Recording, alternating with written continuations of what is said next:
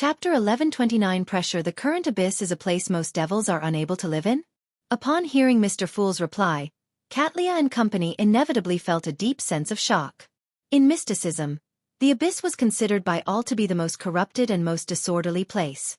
It was where the devils lived. But now, most of the natives were unable to survive in there. Is the environment in the abyss worsening, causing the devils to be unable to adapt to it? Or is it because the situation regarding the corruption, chaos and degeneration has improved, making the abyss no longer suitable for the devils to live in? Alger quickly had two theories, but he didn't know which one it was. The hermit Catlia shared the same thoughts as him, but she was even more puzzled as to why the queen would ask such a question. Regarding Mr. Fool's answer, it seemed to have a deeper meaning to it, one that could help the queens in understanding whatever agenda she had, and its secrets. As for justice, she suddenly thought of the Church of Knowledge's prophet demigod. He had once said that the end of the world would arrive in 1368 of the fifth epoch. This was publicly acknowledged by all beyonders who were good at making prophecies. Even the deities had agreed with it. It's 1350 this year. We're only 18 years from the apocalypse. Hence, there are signs of the abyss appearing. The chaotic and degenerate environment that is originally filled with abstract meanings has broken past its limits, becoming even worse? Audrey had a rough idea of the situation, and this added to her slight anxiety and unease. As there weren't any signs of the apocalypse in the beginning, she didn't put much weight on the matter. She usually paid more attention to the current wars, casualties, and the victims of suffering. But now, the anomaly within the abyss had left her inexplicably horrified. She desperately wanted to improve herself. She wanted to finish digesting the potion and obtain the Beyonder characteristic left behind by Vin Rambus to advance to become a demigod. Only then could she have the ability to interfere and resist certain things that she didn't want to see happen. Mr. World, entrust me with more tasks. Audrey silently prayed in her heart and secretly placated her restless emotions. The members such as Leonard, Furs, and Zio actually had some doubts about whether the abyss really existed. This was because, after the second epoch, the abyss had never revealed itself to the world again. The most active devils in the real world had come from the Blood Sanctify sect. Even the high-level devils and evil existences that the rituals pointed to were highly likely to be the highest echelons of the Blood Sanctify sect. Of course, the evil god, the dark side of the universe, was widely regarded as the embodiment of the abyss, but his presence was extremely low. If he hadn't occasionally responded to the ritual and showed the characteristics of the devil, he would probably be considered a pure legend, just like giant King Ormer. But even so, the secrets of the Church of Evernight that Leonard could come into contact with had also shown that it was possible that the dark side of the universe was a disguise used by other evil gods and hidden existences. This wasn't surprising to Derek. In certain places some distance away from the City of Silver, deep in the endless darkness, there were many devils that were unable to maintain their calm states. There was no lack of demigods like the demons that weren't too different from the abyss. If not for the fact that the giant king's court and other iconic items existed, the City of Silver citizens would definitely have suspected that the truth behind them being abandoned was that they had been thrown into the abyss.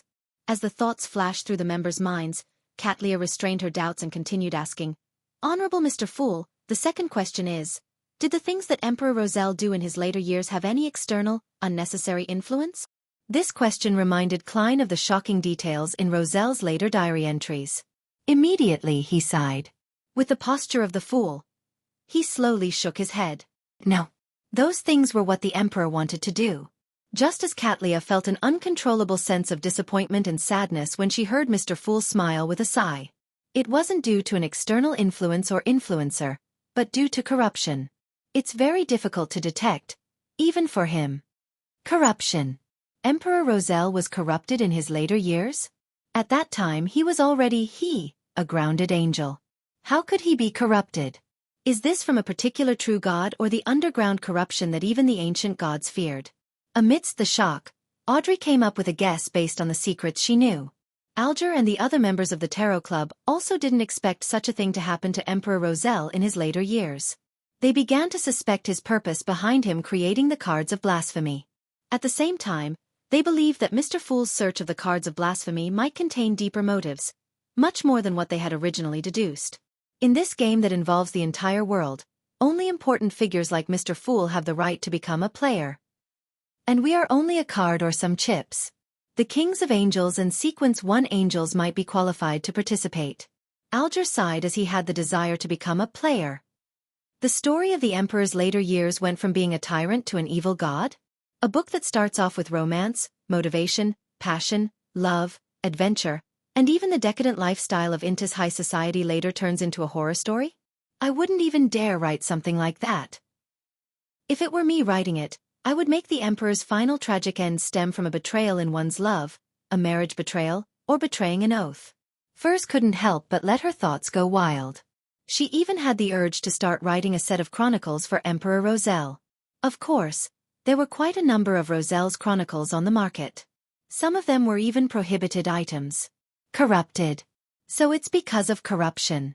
Katlia sighed and felt sorrowful. She sighed with emotion. In the end, the emperor didn't end up like the story of the dragon-slaying warrior he had spoken of. From being a hero, he turned into an evil dragon. He was still a legend worthy of worship, but the sad thing was that, up to today, this misunderstanding was finally beginning to be resolved.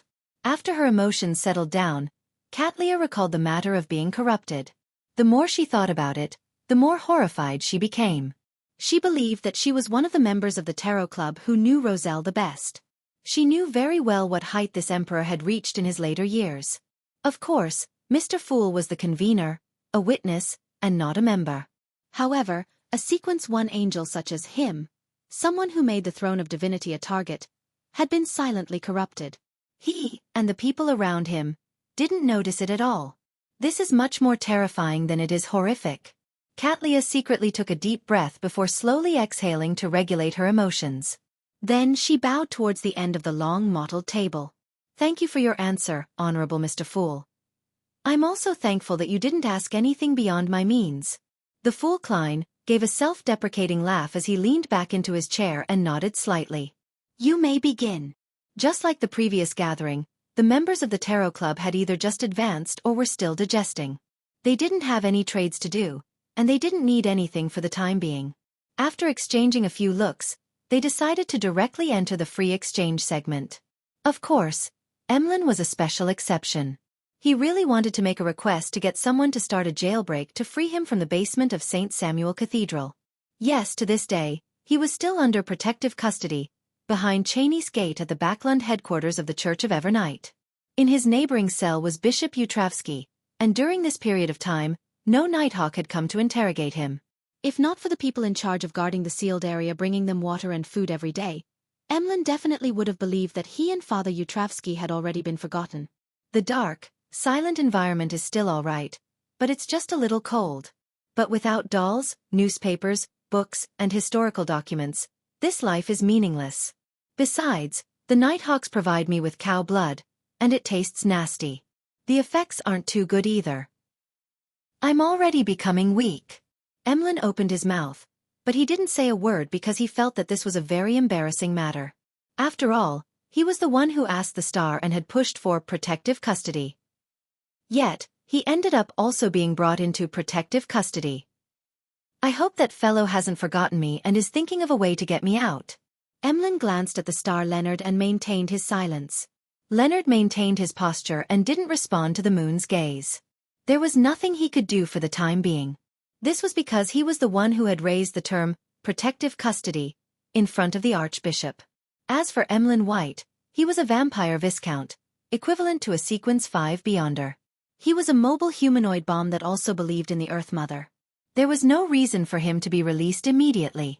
I can only wait for the Sanguine to protest through other channels before I have the authority to handle this matter. The star Leonard decided to apply for a private exchange later, and get Emlyn to think of a way to get the upper echelons of the Sanguine to contact the Church of Eve Might. Their interaction had been noticed by Justice. She immediately thought of the question Mr. Moon had asked her last time. She suspected that something had gone wrong during the protective custody operation, but it didn't seem too serious. I heard that the priest of the Harvest Church saved quite a number of people during the Great Smog of Backlund.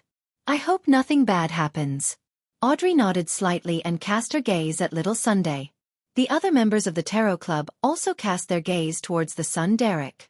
They knew that the City of Silver had planned on exploring the Giant King's Court last week, so it was likely that the results were out. The Derek sat up straight and glanced at Mr. Hanged Man before saying in a very natural manner, "We've completed our first exploration of the Giant King's court.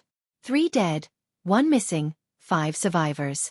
We first arrived at the front door of the King's court and saw 2 silver knights in an unknown state standing guard there. This is the name of the Giant Pathways Sequence 3. Chapter 1130 News Storm 2 Sequence 3 Demigods were guarding the main door. As expected of the Giant King's court, the divine kingdom of an ancient god, the members of the Tarot Club suddenly felt a similar feeling. As for the Derek, he didn't pause as he continued his recount. To him, he was shocked when he first discovered the 2 silver knights guarding the main door of the Giant King's court. However, the series of events that followed made it seem extremely ordinary, making it difficult to stir up his emotions. According to what Mr. World shared, we followed a rather hidden path to the back of the Giant King's court. The monsters we encountered were mainly wraiths. They were restrained by the unshadowed crucifix. After we arrived at the Waning Forest, we tried to explore it, and we discovered that the remnants of the Giant King's will and the Divine Kingdom's powers had formed an evil spirit. It was protecting its parents' mausoleum. Derek skillfully recalled his experiences during the expedition, and the members of the Tarot Club, Audrey, Alger, and the others, quickly reined in their thoughts of the Silver Knight guards and listened attentively. They were all very interested in the secret hidden in the Waning Forest. They wanted to know what the ancient god, the Giant King, had tried to keep from his queen and child. Thinking back to the scene he had seen, Derek paused for a moment before saying, "After purging that evil spirit, we came to the mausoleum of the Giant King's parents. There was a stone stele erected there, indicating the identity of the tomb's owner. As for the tomb and coffin, it had long been opened by someone, revealing the corpses inside. They were the corpses of 2 humans." Corpses of humans? The tomb of the Giant King's parents had corpses of humans buried in it? Godfather and godmother? No, there wasn't any religion back then. As a demigod who knew plenty of mysteries, the hermit Catlia's first reaction was that the 2 corpses had another identity. Immediately following that, she recalled what the queen had mentioned. It was a question that Emperor Roselle had asked as though he had been talking to himself when he was alive. Why did the ancient documents and historical records refer to giants, elves, vampires as humanoid creatures or anthropoid creatures? Why didn't they refer humans as giant-like, elf-like, or vampire-like creatures? Could it be that all humanoid creatures had descended from humans? The giants, elves, and vampires were the mutations brought by the Beyonder characteristics that could eventually become inherited? Catlia instantly calmed her emotions as she seriously considered the possible reasons. At this moment, she felt that her potion would be digested to a certain degree once she returned to the real world. This was because the Sequence 4 of the Mystery Prior Pathway was called Mysticologist, and the origins of the giants and humanoid creatures were without a doubt of extremely great value. They were mysticism knowledge that most ordinary demigods had no way of knowing. The Giant King's parents were humans? That must be fake. Alger immediately suspected that someone had fabricated the scene. However, on second thought, this act not only required the real remains to be taken away and replaced with human remains, but one had to prepare a suitable coffin to make the tomb look like it didn't belong to a giant. Furthermore, fabricating it was pointless and wouldn't affect reality too much. Alger felt that no one would be so bored as to do something like that. To be able to enter the Giant King's court and suppress a powerful evil spirit, the person that approached the 2 graves was at least a saint, meaning that they had long passed the age of pulling pranks. Could it be that the ancestors of all creatures were humans? This includes the elves? As he had seen too many shocking things at the Tarot Club, as well as suffer a religious breakdown from the mural on that primitive island, Alger didn't have overly intense emotions run through him. He just couldn't help but raise his hand and touch his dark blue hair. Mr. Hanged Man connected himself to this matter? The Giant King's parents are actually humans. From the looks of it, most of the creation myths are fake. They were all fabricated by future generations. However, there are also hidden meanings in them. Mr. Moon seems to find it unacceptable. Mr. World seems to have known about it long ago. With the help of placate and other psychological techniques, Audrey was able to compose herself the fastest, and she instinctively observed the reactions of the other members. At that moment, Emlyn was the most restless. His mind was filled with thoughts of impossible, and it's impossible. If the original ancestor of giants were human, then what about the sanguine? Could it be that we were just monsters that had mutated because of Beyonder characteristics? Impossible. We were clearly created by the ancestor. She has the authority of life and creation. It's completely different from the barbaric deities like the Giant King and Elf King who only knew how to fight. As Emlyn's thoughts churned, he felt a baffling feeling that his pride was cracking apart. His intuition, his rationality, and brain told him that the Sunderic didn't have any reason to lie about this matter. The possibility of other existences fabricating the scene was also very low. Hence, he subconsciously expelled the giant and elves from the ranks of humanoid creatures, and he viewed them as a branch of humanity. Leonard, Furs, and Zio quickly accepted the possibility that the sun revealed. To them, regardless of whether the giant ancestor was giant or human, or even a curly-haired baboon, it was no big deal. At most, it just meant that many supernatural creatures were a result of beyonder characteristics in the bodies of ordinary creatures. But this didn't cause any meaningful changes to their concept of reality. The Sunderic calmed himself down and continued in the strange silence. After leaving the waning forest, we entered the Giant King's court through the barren tunnel. On the way, there were remnant powers of corruption and concealment. We had to make the correct response in order to pass. That palace contains a mural that possesses powers related to the cycle of fate. As such, we were affected and transformed into the people who participated in a gathering. We repeated a very short process, and this process was the establishment of Rose Redemption. At this point, Derek looked around and saw that all the members had temporarily jolted out of their previous states. They were extremely interested in the organization called Rose Redemption. They all knew that this was an extremely secretive and ancient organization that followed and believed in the true creator. It was the origins of the Aurora Order, and its members were kings of angels like Ouroboros, Medici, and Sasrer. Derek retracted his gaze and exhaled silently. The two people who convened the Rose Redemption are Dark Angel Sasrer and Evernight Goddess Ammonizes.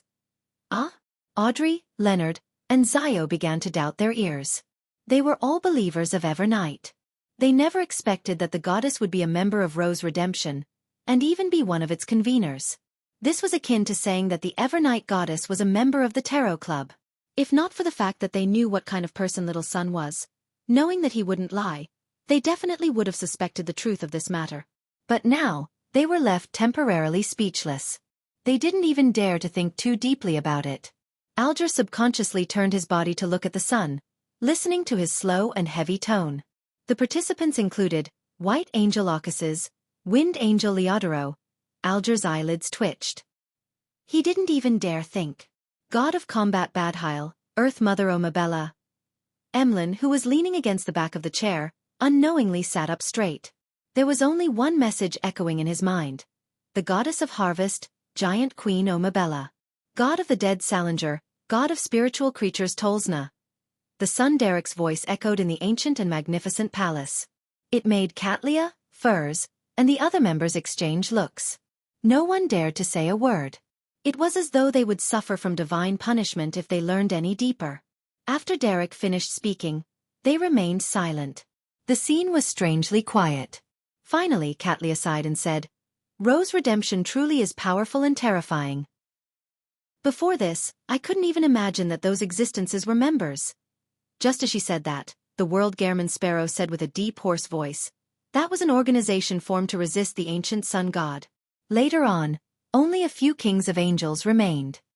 Upon hearing their conversation, it was as if Audrey and the other members had just snapped out of their dreams. All of them subconsciously cast their gaze to the end of the long mottled table, at the figure shrouded in grey fog. It was as though they were waiting for the ruling of the entity of authority there. The fool Klein, who had long expected such a scene, didn't respond directly. He nodded slightly and sighed. The fallen creator was born because of this. It's real. It's real.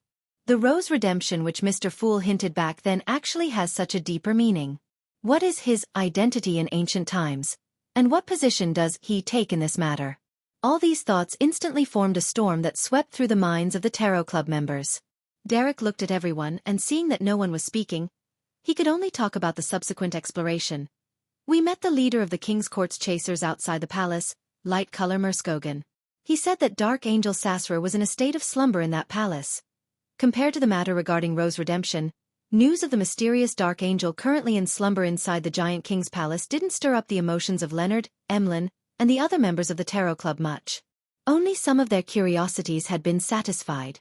Of course, as a mysticologist, Catlia only hoped that the sun could speak a little more. After that, we returned. Mr. Fool has bestowed us with the formula for the Silver Night potion. Towards the end of his explanation, Derek concluded honestly. Audrey and the others were still deep in thought over what had just happened. There was still a fear of being blasphemous, and no one responded. Only Alger thought for a moment and said, since the birth of the true creator originated from Rose Redemption, then he isn't unfamiliar with what happened to the Giant King's court. Why is it that Shepherd Elder Lovia was completely unprepared for this? Chapter 1131 An Indescribable Transaction. This is also a question I wanted to ask. The fool Klein, who was seated at the end of the long mottled table, echoed Mr. Hanged Man in his heart. Leonard thought for a moment and tried to find a possible reason. Although the birth of the true creator originates from Rose Redemption, it doesn't mean that he knows everything about Rose Redemption. Perhaps figuring out the truth back then is one of his motives. Just as he said that, just as Audrey objected, the Angel of Fate, Ouroboros, who was drawing that mural, is still in Rose Redemption and follows the true creator. If he had any questions, he could have just asked him directly. Perhaps the true creator's goal is to confirm Dark Angel Sasra's condition. From Shepherd Lovia's strong desire to enter the palace of the Giant King, we can preliminarily determine that. Catlia gave her own opinion. I share similar thoughts. Alger glanced at the sun and said, of course, we can't eliminate the possibility that the star suggested. Perhaps the Angel of Fate Ouroboros's condition isn't right, and he has lost most of his memories. One can only rely on the murals he left behind in the past to find his lost past. The odds are very low, but it doesn't mean that it's impossible. We aren't aware of what's special or problematic with the Kings of Angels. As he spoke, Alger glanced at Mr. Fool, as if hoping to get some hints from this existence. Unfortunately, he failed to get any feedback. It wasn't that the Fool Klein didn't have any ideas, but that he had too many ideas and was unable to list them out. Tail Devourer Ouroboros grows up by the true creator's side every time he reboots. No one knows what his current state is. After muttering in his heart and seeing that no one had any more ideas, Klein controlled the world to look at the sun. I recently obtained a batch of mushrooms that can be grown in the darkness when feeding them the flesh of monsters. I wonder if your city of silver is interested? Mushrooms that can devour the flesh and blood of monsters? Zio and company were surprised and curious. They didn't know how such a creature could exist. Indeed, there are many things in the world that we have yet to understand. This is what a scribe should record down. Fur sighed and came to a realization. Catlia's eyes suddenly darkened. She sat there without saying a word or moving, like a statue. Upon hearing this, Derek was delighted. His thoughts raced as he blurted out, can those mushrooms automatically attack monsters? If that was possible, then they could be used as food and also be used as the perimeter defense system for the City of Silver. I thought little son would be afraid of those mushrooms. In the end, his request is even more excessive. The world's mouth twitched slightly. No, if the mushrooms can automatically attack monsters, it will be no exception for any of you. Derek immediately felt a little ashamed as he hurriedly nodded. I understand, Mr. World. Following that, he let the fake world make a further description.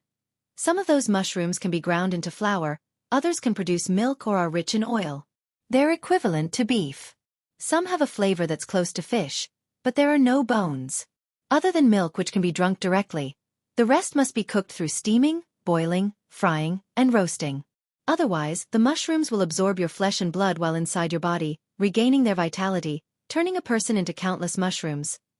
Audrey, Alger, and the other members of the Tarot Club originally listened on with interest as though it was an exciting story, but as they listened in, they subconsciously shrank back, becoming unusually silent. Only the hermit Catlia's eyelids twitched. She decided to have a good talk with Frank when she returned to the real world. She was very worried that one day, when the Star Pirates were to hold a vote, a large number of mushrooms would be amongst those casting that sacred vote. At this moment, after listening attentively, Derek couldn't hide his anticipation and curiosity. Mr. World, what is flour? Is it like black-faced grass powder? Also, what is milk, what is beef, what is fish? In fact, he had seen fish before, but he didn't think that they were fish. In a swamp in the southwest region of the City of Silver, there were quite a number of strange fish-shaped monsters that contained venom. They had boils all over their bodies, while others had teeth growing out of spots where their eyes were. Some of their heads had split open, revealing a white membrane layer that could be used to hunt other creatures. No matter how strange those mushrooms are, to the City of Silver, they're all good things that are worth looking forward to. The first thing they need to solve is to be in possession of something, rather than whether it's good or not. When the Fool Klein heard that, he cast the world's gaze toward Justice Audrey. Giving detailed descriptions of flour, milk, beef, and fish didn't match the World Gehrman Sparrow's persona. As a senior spectator and Gehrman Sparrow psychiatrist, Justice instantly understood what he meant. She deliberated for a moment before saying, "The milk is the liquid that cows use to rear its young." She believed that Little Sun could understand this easily. After all, the City of Silver had pregnant women and babies. Seeing the Sun nod in acknowledgement, she continued, "Milk can provide you with a lot of nutrition and help you grow taller and stronger." Audrey didn't finish her sentence because Little Sun, who was sitting in his seat, was very muscular. After Miss Justice finished explaining the concepts, the Sun Derek looked eagerly at the World Gehrman Sparrow. "Thank you, Mr. World. This is exactly what our City of Silver needs. When I return, I'll immediately inform the chief. He'll definitely be very happy. What would you like in exchange?" The Fool Klein hesitated for a moment before controlling the World Gehrman Sparrow. "The formula for classical metallurgist." "No." Katlia subconsciously tried to stop him, but she ultimately held back her urge. She secretly looked at Mr. Fool, and seeing that the great existence was silent, she immediately felt a lot more at ease. "All right." Derek happily agreed. After the exchange, Leonard applied to have a private conversation with Emlyn. The moment the other members of the Tarot Club were screened from them, Emlyn asked, "When are you letting me out?" Leonard maintained his posture and said, "This isn't something I can decide on. My suggestion is to get someone to contact the upper echelons of the Sanguine as soon as possible and get them to think of a way to get you out." These two fellows created such an accident with the simple term, protective custody? The Fool Klein, who was listening by the side, felt the urge to laugh, but he held back. Emlyn's expression darkened. After a few seconds he said, "Will it be useful finding the upper echelons of the Sanguine? The goddess is the Lady of Crimson. She still cares a lot about you guys from the moon domain. Although you do not believe in her," Leonard said perfunctorily. The real explanation in his heart was that an ancient race like the Sanguine, who had lived for several years, definitely had some connections with the various churches, especially when the Sanguine Queen was still the Night Emperor's queen. At that time, the Church of Eve Might had supported the Night Emperor. Emlyn also thought of this and nodded slightly. "I'll try to entrust this to Mr. World." This was the most reliable person he could think of. Just as he said that, Emlyn and Leonard suddenly spoke at the same time. "That won't work." "You also realized it?" The moon. Emlyn immediately glanced at the star beside him. Leonard scoffed. "It's such a simple problem." Emlyn returned with a scoff. "But you just suggested that I contact the upper echelons of the Sanguine.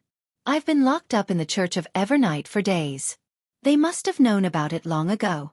They probably didn't attempt to rescue me because they're observing, wanting to know who would rescue me. Thus, finding my partners, Leonard looked elsewhere. That's probably the case. So, you can only continue staying behind Cheney's gate. Perhaps in a few more days, they'll lose their patience and get you out." Emlyn didn't know what expression to show. After a private exchange between the human and Sanguine, the World Gehrman Sparrow looked at Furs and said, "Give me the venue and time for the meeting. After the gathering, I'll look for you and bring you to a new place." "All right." Furs hurriedly applied to Mr. Fool and conjured a parchment.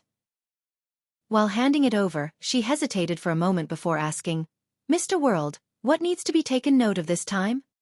"Keep warm," the World Gehrman Sparrow simply replied. "Keep warm." Furs was momentarily stunned, unsure of what he was trying to get at. After looking at the parchment, the World Gehrman Sparrow surveyed the area and said, "Everyone in Backland, please pay close attention to your surroundings for anything abnormal. Firstly, it was very likely that Zeratul would fish Automon. Secondly, Demonis Trissy might be able to help Mr. Dorr prepare a ritual. Thirdly, George III might take the final step to becoming the Black Emperor at some point in time." "All right." Audrey and the other members of the Tarot Club who were in Backland nodded one after another. They recalled the recent situation and didn't find anything out of the ordinary. After another exchange, The other members requested Miss Justice to use hypnosis to help them forget a portion of their memories. After this gathering ended, one figure after another vanished above the gray fog, leaving only the fool Klein. After sitting in silence for more than 10 minutes, he thought of other questions before returning to the real world. He teleported to the agreed-upon location and waited for Miss Magician to meet him. It was almost winter, and the sky had turned dark at 4 in the afternoon. Under the heavy black clouds, the street lamps hadn't been lit, as coal and gas resources were controlled due to the war. Chapter 1132 Interlude in the alley where few people visited, the environment grew darker as a cold wind wafted through it. Although it wasn't like a blade that could slice a person's face with its coldness, it seemed to possess magic as it slowly but firmly seeped into the clothes of people. As Gairman Sparrow, Klein raised his hand and pressed down on his top hat. He saw Miss Magician wearing a dark-colored scarf and a thick coat. She carried a rather heavy suitcase and walked into the alley, looking extremely wary. In the Lone Kingdom, due to the Church of Evernight's influence, many of the clothes that were deemed only male also had lady versions of them. Just like in Intis, the ladies of high society often sat sideways while on horseback, thanks to a special saddle. However, Lone didn't do the same. The ladies had their own horseback attire. Klein pulled out his left hand that was wearing creeping hunger from his pocket and spread open his fingers. "Do you have a stockpile prepared?" Furs suddenly felt a cold wind blow down her neck as she subconsciously shrank back. "Enough for at least 2 weeks of being serialized. I've already handed it over to the editor of the newspaper." Without waiting for Gairman Sparrow to ask further, she hurriedly added, "I brought a fountain pen, ink and paper." Klein nodded slightly, took 2 steps forward, and reached out to grab Miss Magician's shoulder. Furs immediately focused as an illusory book appeared in her eyes as it slowly flipped through. Her surroundings immediately became dark and colorful. The reds were redder, the blacks were blacker, and the browns were browner, as they overlapped each other, making her feel like she was in a trance. Furs was already used to this state and had successfully recorded during this traveling process. She also carefully observed the scenery of her trip, as well as the strange and indescribable spirit world creatures that branded themselves in her mind. After a few breaths, her vision went black, and she felt a cold she had never experienced before. Her body couldn't help but tremble. Furs instinctively used a magic trick to illuminate her surroundings. Looking around, she realized that she was in a wooden hut. The world Gairman Sparrow had already vanished. "Where are me?" Furs looked at the window and saw that there was a thick layer covering it, preventing any light from shining inside. This made her even more puzzled.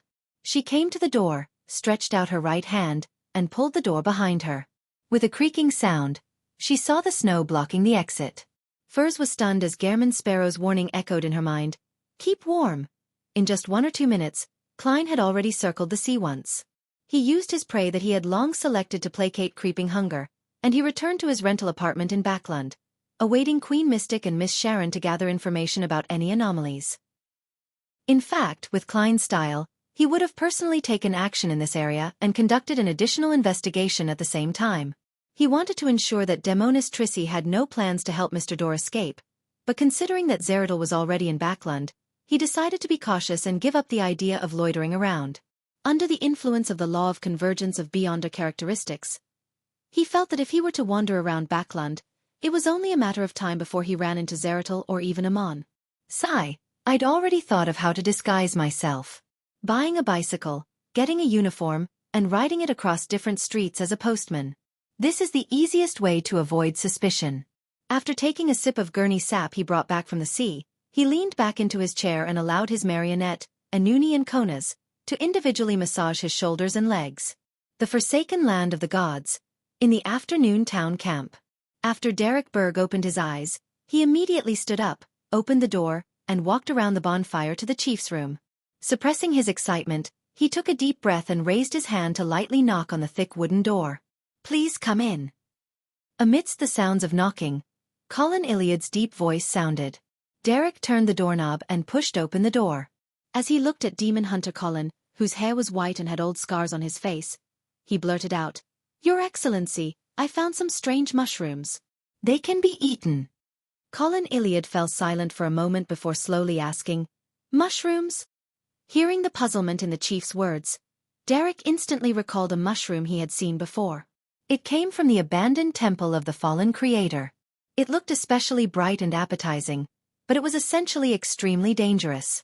His mood instantly calmed down. He nodded and said, "Yes, mushrooms, different breeds of mushrooms. They can devour the flesh and blood of monsters to grow." Derek described the unique traits of the mushrooms in detail, and he explained what milk, beef, fish, and flour were. In the end, he emphasized that the mushrooms had to be fully cooked before they could be eaten. He also had to take note of the species which were rich in poison. Colin Iliad listened quietly without showing any change in emotions. After some thought, he said, "What other dangers do they have? Or should I say, points that require taking note of?" "Ah." Derek's face suddenly flushed red. "I'll study it again." Without waiting for the chief to speak, he turned around, opened the door and ran out. Returning to his room, he took a deep breath and sat down. He began to pray to Mr. Fool, asking him to forward the questions to Mr. World. Above the gray fog, Klein sat on the high-backed chair belonging to the Fool. He tapped the armrest with his index finger and silently muttered, "What other dangers are there?" Although Frank's imagination, actions, and creativity make me a little fearful, he's still a Sequence 5 druid after all. No matter how dangerous the mushrooms are, how dangerous can they be? With the years of experience the City of Silver has experienced in the dark environment, it's easy to deal with those mushrooms. In the ruins of the Battle of Gods, the futures producing of milk, the pirate's head growing a watermelon, and other shocking phenomena were due to the remnant aura and divine power of Earth Mother in that area. The real murderer was a deity rather than Frank. Man, if the formation of the forsaken land of the gods happened due to the betrayal of the ancient sun god, the things left behind in that intense battle are definitely not limited to the powers of Evernight, Concealment, Degeneration, and Storm. Perhaps there are some areas that have the influence of the sun and the earth. After some thought, he conjured the world Gehrman Sparrow and made him tell the truth. If they encounter divine powers of the earth domain, those mushrooms might experience an unknown mutation. After receiving a response, Derek rushed out of his room and ran to the chief's door. This time, the door opened without him knocking. Derek turned back to look at his teammates by the bonfire. He entered the room and casually closed the heavy wooden door.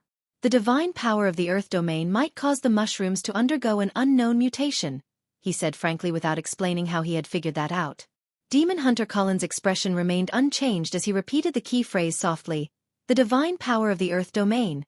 He lowered his voice and finally fell silent. 10 seconds later he said, "After we return, we can set up a region to plant them to see the effects." "Then what's the price?" Derek immediately replied, "The formula for classical metallurgist." Colin Iliad nodded slowly. "This has to be decided by the 6-member council. When we return to the city, I will push for this matter as soon as possible." Their expedition team would be returning to the City of Silver in the next 2 days. Firstly, after the exploration, the few who survived, as well as those who had lost their loved ones, needed time to adjust their mental states. Secondly, there was a limited amount of food left in the camp, and there was no way to plant any black-faced grass around Afternoon Town. They could only rely on hunting monsters to replenish themselves. Therefore, one of the responsibilities of the expedition team was to deliver safe food. Switching out teams would happen at fixed intervals. "Yes, Your Excellency." Derek didn't rush him. He had long gotten used to this process. After he left the room, Colin Iliad came to the window and looked at the bonfire in the middle of the camp. That flame burned quietly. In the deep darkness, the faint yellow light scattered across the entire camp. Roasting over the fire was a disgusting vampire covered in pus. A few days later, Klein separately received the corresponding feedback from Queen Mystic Bernadette, the numinous sex Patrick Bryan, and Miss Sharon. He confirmed that there were no anomalies regarding material or personnel flow in Backlund recently. From the looks of it, Demonis Trissy only wishes to speak to Mr. Dorr for the time being. Furthermore, this seems to be the first time they will establish a connection. Regardless, I still need to give a warning beforehand. This requires finesse. The more I say, the more likely a mistake will be made. Furthermore, I cannot reveal my trump card. After some thought, he found the hair of the deceased that Miss Magician had provided. He unfolded the piece of paper and wrote, "This is what you need. It's a lock of hair from a descendant of the Abraham family. The person who provided it has a request, that is to help ask the existence one question. the problem regarding how they get rid of the curse. Finally, let me remind you to be careful of Mr. Door. Klein folded the letter and tucked the lock of hair into it. He took out the adventurer's harmonica and blew on it. After a brief silence, Rionette Tinker walked out of the void with 4 beautiful heads in hand. "Give this letter to the seduced idiot," he instructed as he handed over the letter. Just as he said that, his heart skipped a beat, and he hurriedly added another question. "Can you locate him?" "Yes." One of the heads of Rionette Tinker answered the question before biting the letter. Klein narrowed his eyes. Chapter 1133 Chan in the Backland Bridge area. According to the information provided by Miss Messenger, he found the man who had been seduced by Trissy and ended up helping her send the letter. However, Klein didn't enter the apartment, nor did he disturb his target. He stuck both hands into his black trench coat pocket and continued walking forward.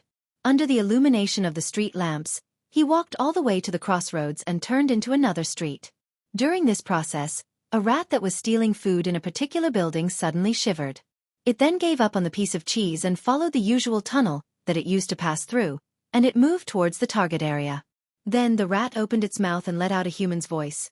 "Blessed of the sea and spirit world, guardian of the Rorstad archipelago, ruler of the undersea creatures, master of tsunamis and storms, the great Calvetua." The moment the rat finished its sentence, Klein, who had already turned into another street, vanished. There was only a spark left on the spot that quickly dissipated. He had used flaming jump, but he wasn't using it to travel. Instead, he had entered a hotel room that he had booked to rendezvous with one of his marionettes, so he didn't need to worry too much about being sensed by Zeratul and meet with an accident. After all, the destination was clear, the journey was short, and there was protection. In the room, with Anuni watching, he took 4 steps counterclockwise and arrived above the grey fog. As he sat at the end of the long bronze table, he held the sea god's scepter. With the help of the prayer light, he observed the target through his true vision, the man who helped Demonis Trissy relay the news. A few minutes later, Rionette Tinker appeared in the apartment as promised. She took the gold coin and left the envelope on the table. The man trembled in fear again, but in the end, he overcame his own fear. He picked up the letter and weighed it. 15 minutes later, he carefully took out the black sticky paste, separated a small blob, and applied it on the surface of a mirror. Soon he saw the young girl who had occupied all of his dreams in the dark mirror and hurriedly said, "That crazy adventurer just sent a letter. It seems to contain something else. I didn't open it as per your instructions." At that moment, above the grey fog, the scene Klein saw began to show a strange phenomenon. In his vision, the mirror's condition had already turned blurry. It was closer to being a dark and illusory passageway that didn't look realistic enough. It was connected to something similar in the surrounding area, forming a complicated and abstract spider web that was interwoven into a profound and strange world. Through the grey fog's true vision, he could barely make out the general situation, but he was unable to make out the details. He didn't know what strange and terrifying creatures hid within that world.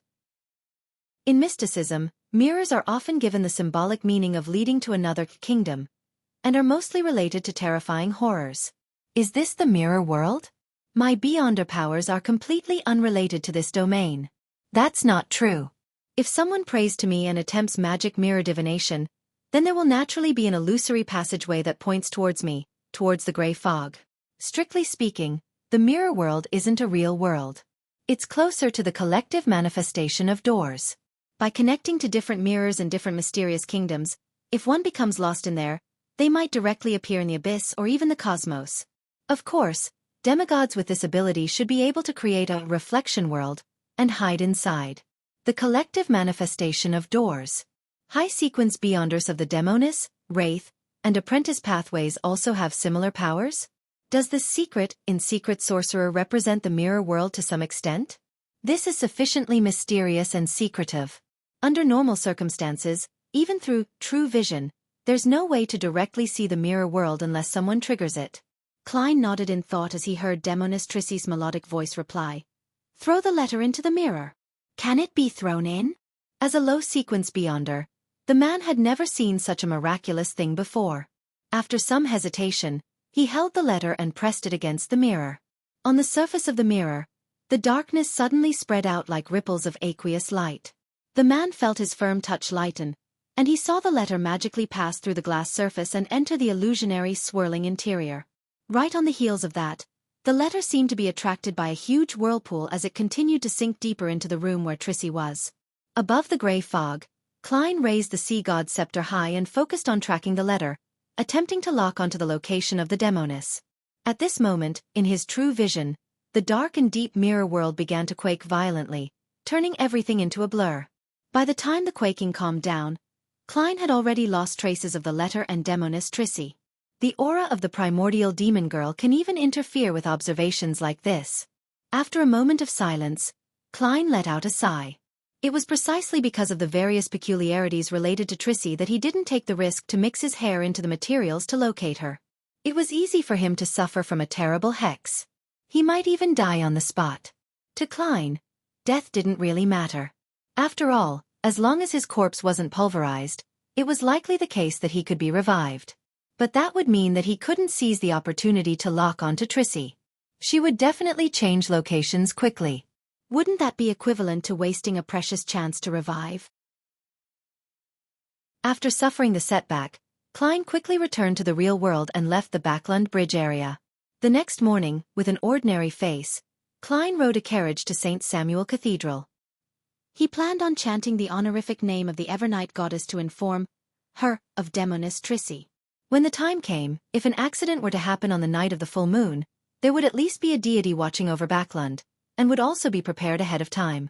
Back then, the Evernight goddess was one of the ones who had exiled and sealed Mr. Dorr. She definitely knew the other party's tricks very well. In such aspects, Klein had never put on a strong front.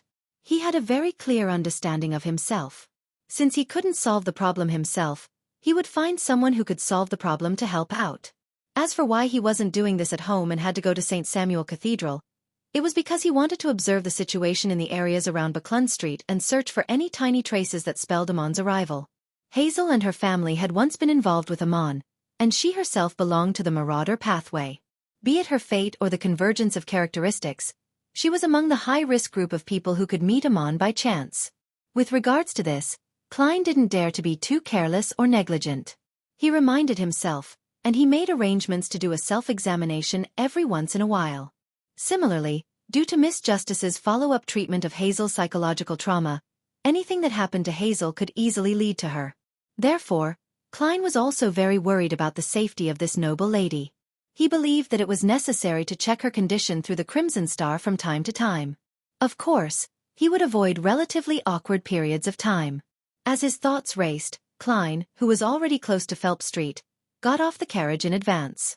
He allowed his marionette, Anuni, to secretly recite the honorific name of Sea God. He and his marionette, Konas, switched positions. In a sealed space that he had distorted, he took 4 steps counterclockwise and went above the grey fog. Then, with the help of the Sea God's scepter to widen his true vision, he carefully observed the situation in Backlund Street and the Lone Charity Bursary Foundation. Hazel isn't parasitized. Neither is Miss Justice. Same for their maidservants, pets, and bodyguards. The residents and staff of the Charity Bursary Foundation don't show signs either. There are no traces of any Amon-related activity in the various streets in the area.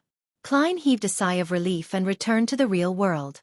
Following that, he approached St. Samuel Cathedral and passed through the door, finding a seat in the dark and quiet prayer hall.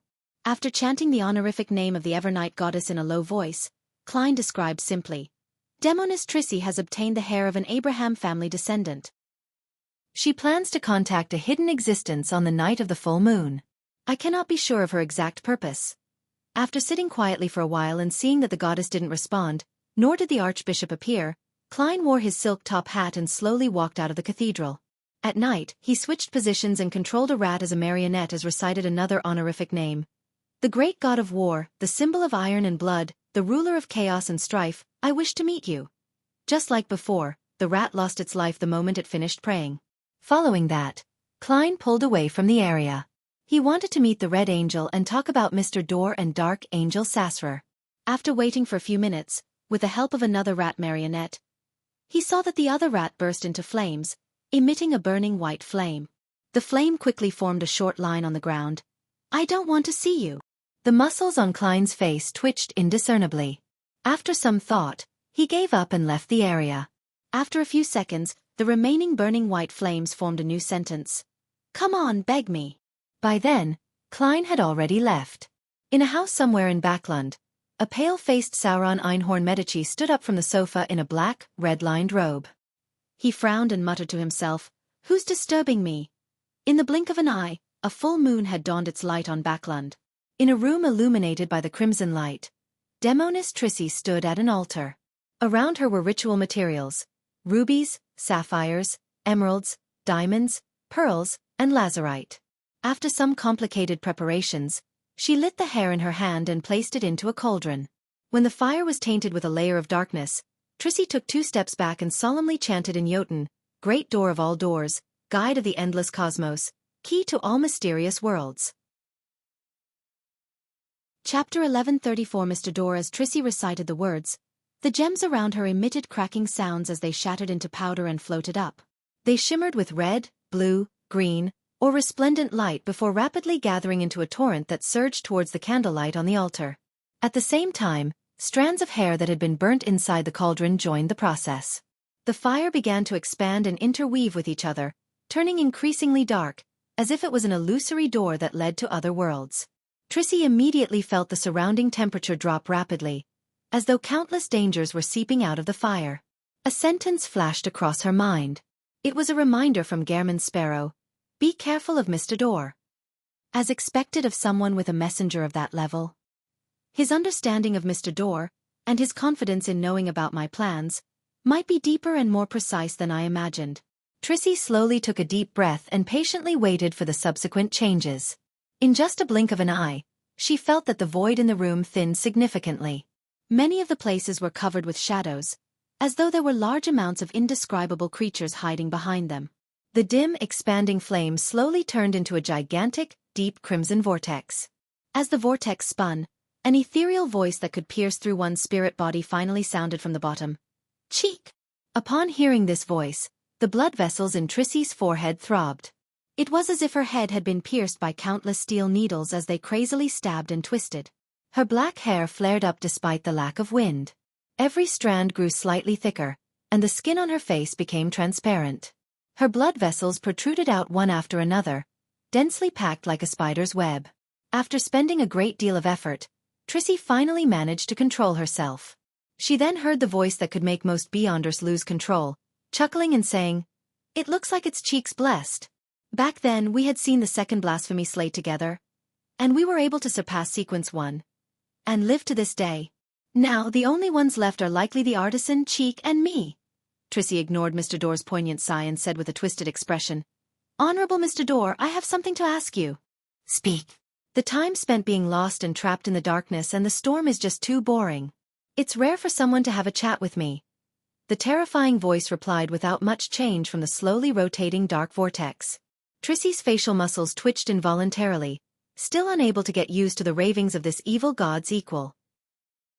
She paused for a few seconds before saying, "I want to know if there are any unorthodox ways to enter the 9 secret mausoleums built by Blood Emperor Tudor for becoming the Black Emperor." It was unknown where he was, but Mr. Door's ethereal laughter sounded through the endless void. "So it's because of this. This isn't difficult. I'll give you a symbol. You can gather the blood of Beyonders from different pathways and mix them together. Mixing it with your spirituality, draw the symbol in front of the mausoleum. Then you can open the secret passage that leads into it." As the existence spoke, sparks separated from the dark vortex, forming a rather complicated symbol in midair. It was like doors that were stacked in decreasing sizes as they randomly extended without end. Trissy held back the excruciating pain of her spirit body tearing apart. She memorized the symbol and sought confirmation. There must be blood from all 22 Beyonder pathways? Each pathway only requires the blood of a Beyonder, regardless of his sequence? How much blood of each pathway is required? Mr. Door replied in the same way that he had been raving in earlier. "Right, there's no need for too much. Just a small tube will do. Just guarantee that the symbol drawing can be finished." Although Trissy wore a painful grimace, she couldn't help but smile when she received the critical information. This, combined with her overall expression, made her appear odd, as though she was a lunatic. After completing her main goal, Trissy asked again to ensure smooth cooperation with Gehrman Sparrow in the future. The Abraham family wants to know how to get rid of the ancient curse. The dark vortex was silent for a few seconds before sighing. Set up such a ritual. Sacrifice one of the demigods of the seer, apprentice, and marauder pathway. Once I leave the storm and penetrate the darkness, the curse will no longer exist. Trissy wasn't interested in how the Abraham family could escape the ancient curse. After receiving the answer, she couldn't take it any longer. As she thanked Mr. Dorr, she began to stop the ritual. As for Mr. Dorr, he didn't attempt to bewitch, threaten, or corrupt her. After the dark fire vortex disintegrated and the ritual ended, Trissy began to cogitate, spending nearly an hour to calm the effects of Mr. Dorr's ravings. After doing all of this, Trissy took out a pen and paper and copied the symbol provided by Mr. Dorr. She described the two answers in detail. She knew that she was being pursued by Saintess of White Katarina, and there seemed to be even more terrifying hunters that would follow her wake.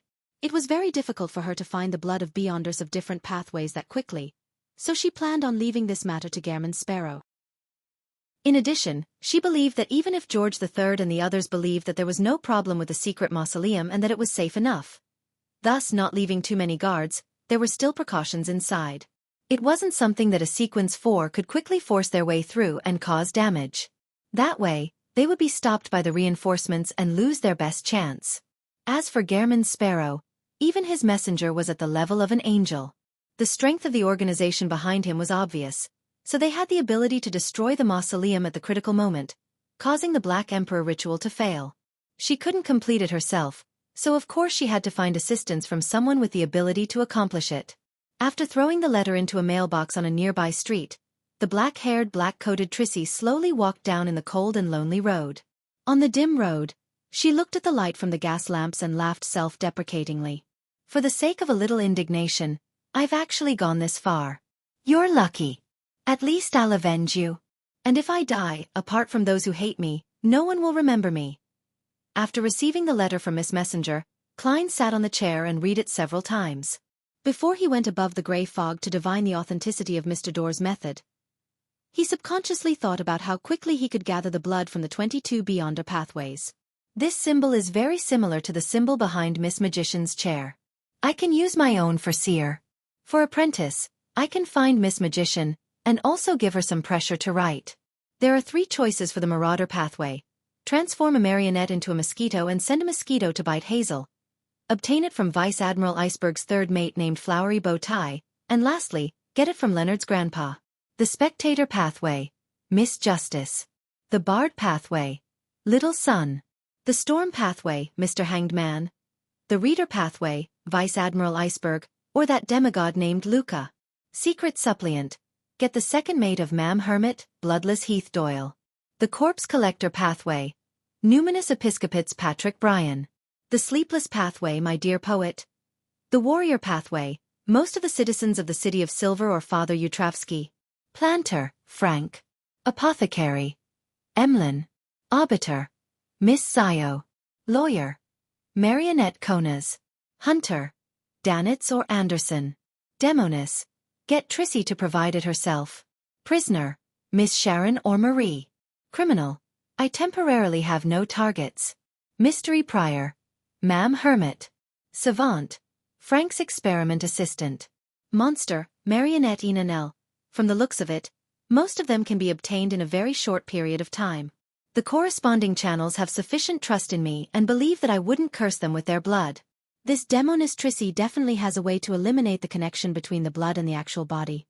She won't object. Only devil. Although I've encountered a few, they have either died or fled. Currently, I have no target in mind. Yes, I can ask Little Sun if the City of Silver has any devil flesh and blood left in its inventory. They will encounter some from time to time.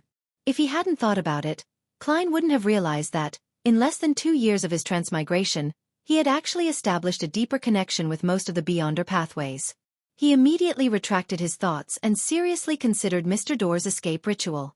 Sacrifice one of each. Marauder, Apprentice, and Seer demigods. These are the 3 pathways that can be interchanged. Mr. Dorr wants to temporarily reconcile the 3 pathways, and use an ingenious method to open the passage to return. The demigods of these 3 pathways aren't that easy to capture. It's possible for the Abraham family to do so at its peak. After the death of the high-sequence Beyonders in the War of the Four Emperors and the corresponding setbacks, it's pretty much hopeless. If Mr. Dorr could be more patient and give the descendants more time to grow, it wouldn't be impossible. However, he still constantly cries for help, causing the deaths of promising descendants. Is he crazy? A lunatic who looks like a normal person? After some thought, he burned the letter and went above the grey fog to do 2 divinations. The revelations he received was that the method to enter the secret mausoleum was real. Mr. Dorr's return ritual was also true. Looking at the spirit pendulum in his hand, he sat silently in the high-backed chair for a long time. After a few minutes, he clenched his left hand and gripped the topaz pendant tightly. He muttered to himself, "All there is left is to wait for the Bizarro sorcerer potion to be completely digested, and for George III to hold the ritual." Chapter 1135 Frogran on the Sonia Sea, Pasu Island. The Blue Avenger, which had been summoned, finally arrived at the headquarters of the Church of the Lord of Storms. It was docked at a port. Alger removed the cloth wrapped around his head and jumped off the shipboard, landing firmly on the dock thanks to the wind. The wind-blessed potion he had consumed had long been digested. The reason why he had done so was to make himself appear more like the other members of the church, making them feel a sense of kinship. Years of experience told Alger that it was best to maintain uniformity with the people around him most of the time. He didn't want to appear out of the ordinary. Under the circumstances where he had plenty of secrets, it was even more imperative to do so. "Haha, Alger, control your impatience." A man who had been waiting at the dock came forward with a smile. He had a head of soft yellow hair and a long robe embroidered with lightning patterns. He was Alger's former partner, but later on, one chose to be the captain of a ghost ship and continue floating out at sea, while the other returned to be a clergyman. Alger smiled as he raised his right hand and struck his left breast. "May the storm be with you. May the storm be with you." The yellow-haired man, who was in his prime, replied with a smile. He immediately lowered his voice and said, "I heard that you've already adapted to the wind-blessed potion?" "Yes, it's very simple. I fly every day and maintain the state of floating. I often use the wind to travel back and forth in different places to quickly adapt. I've already sent a telegram to report this matter." Alger arched his brows to look proud. The yellow-haired man looked around and maintained his volume from before. "It's no wonder you were summoned back. I heard that because of the ongoing war, there's a lack of manpower on all sides. The Council of Cardinals has decided to organize a group of wind-blesseds to advance to Sequence 5 as soon as possible. You should be within those ranks." "How enviable. I just became a wind-blessed, so I don't have the chance." Organize a group of wind-blesseds to advance as soon as possible. After knowing that there might be a world war ahead of time, Alger Wilson wasn't surprised. A word suddenly appeared in his mind. Cannon fodder. In fact, just from his contributions for the Bansi Harbor incident, Alger, who was only a seafarer back then, could have advanced to Ocean Songster without any obstacles. Furthermore, he was usually hard at work, having completed countless missions. In the end, he had only become a wind-blessed. He had to join the queue for an opportunity to advance to Sequence 5. And now, there was no need for him to do anything. He was suddenly placed on the list of candidates, and he would soon enter the ranks of the quasi-upper echelons of the church. He couldn't help but feel suspicious. Indeed, once a full-scale war begins, the order that prevents people like us from rising will split apart. However, the most important thing is to survive the war. Only by surviving will everything be meaningful.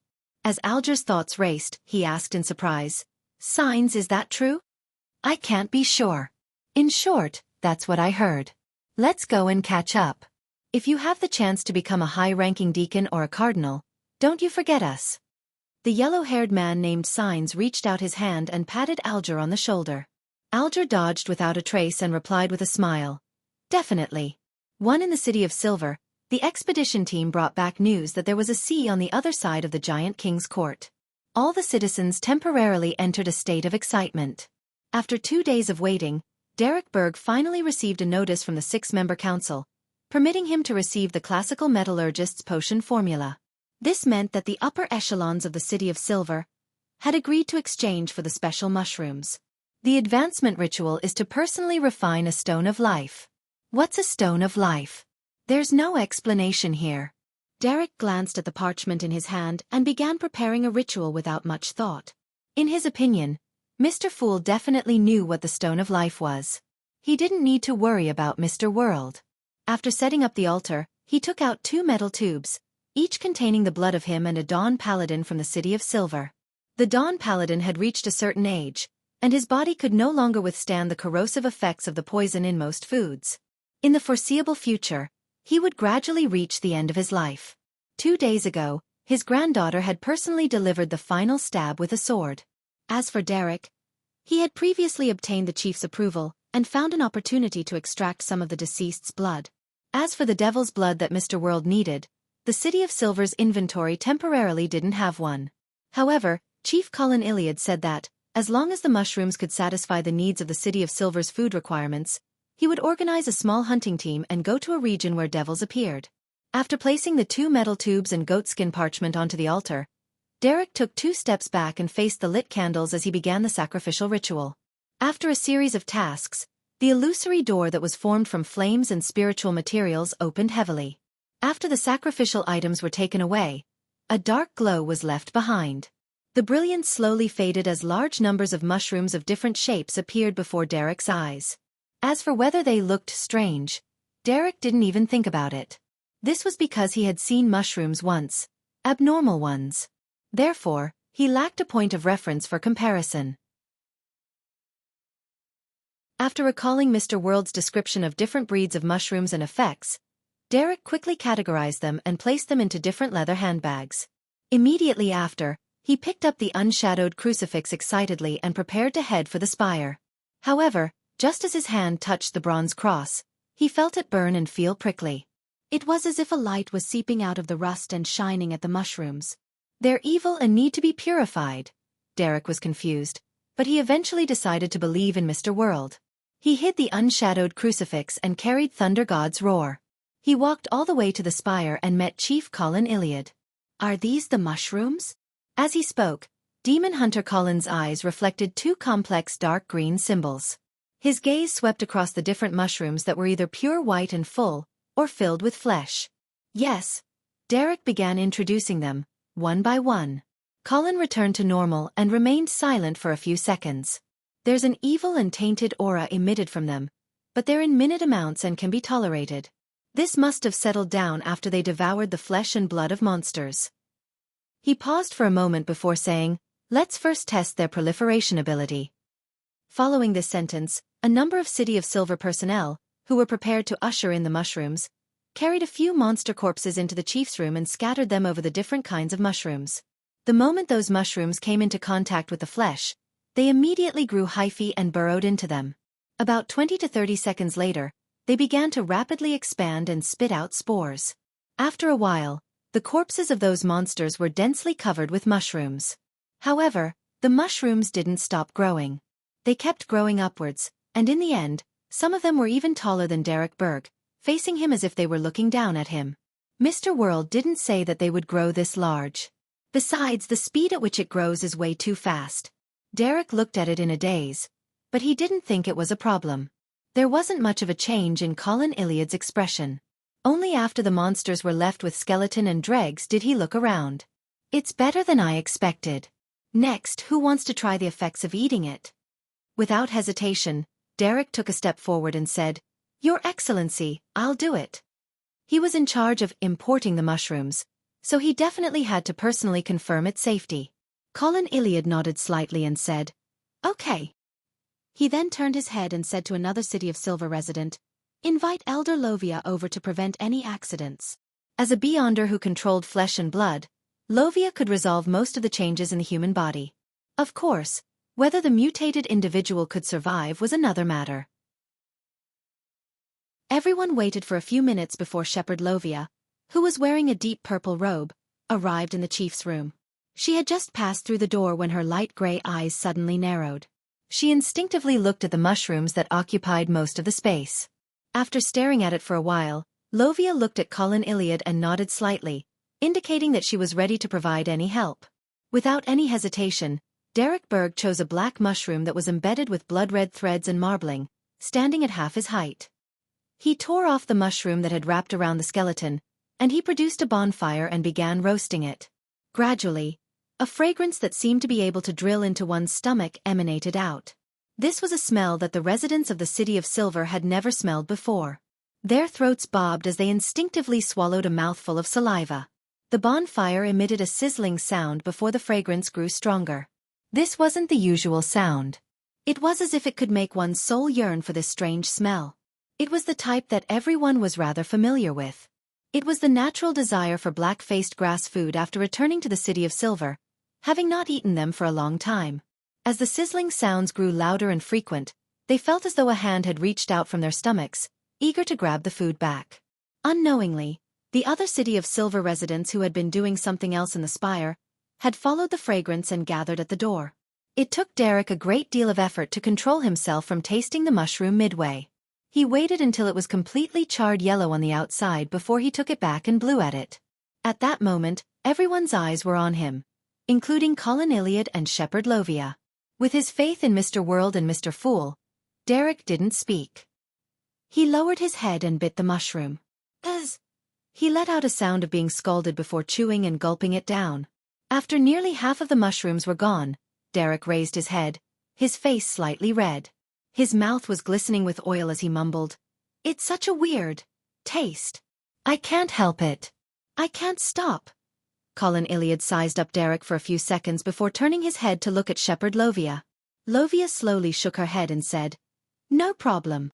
The surrounding people of the City of Silver immediately let out cheers as they rushed forward and surrounded Derek. They either wanted to share a piece or ask him what to do with the other mushrooms. When Colin saw this, his expression gradually relaxed. He slowly closed his eyes and lifted his chin. He took a deep breath of the fragrance that had filled the room. The City of Silver held a mushroom ritual? Isn't this a little strange? Also, what's a stone of life?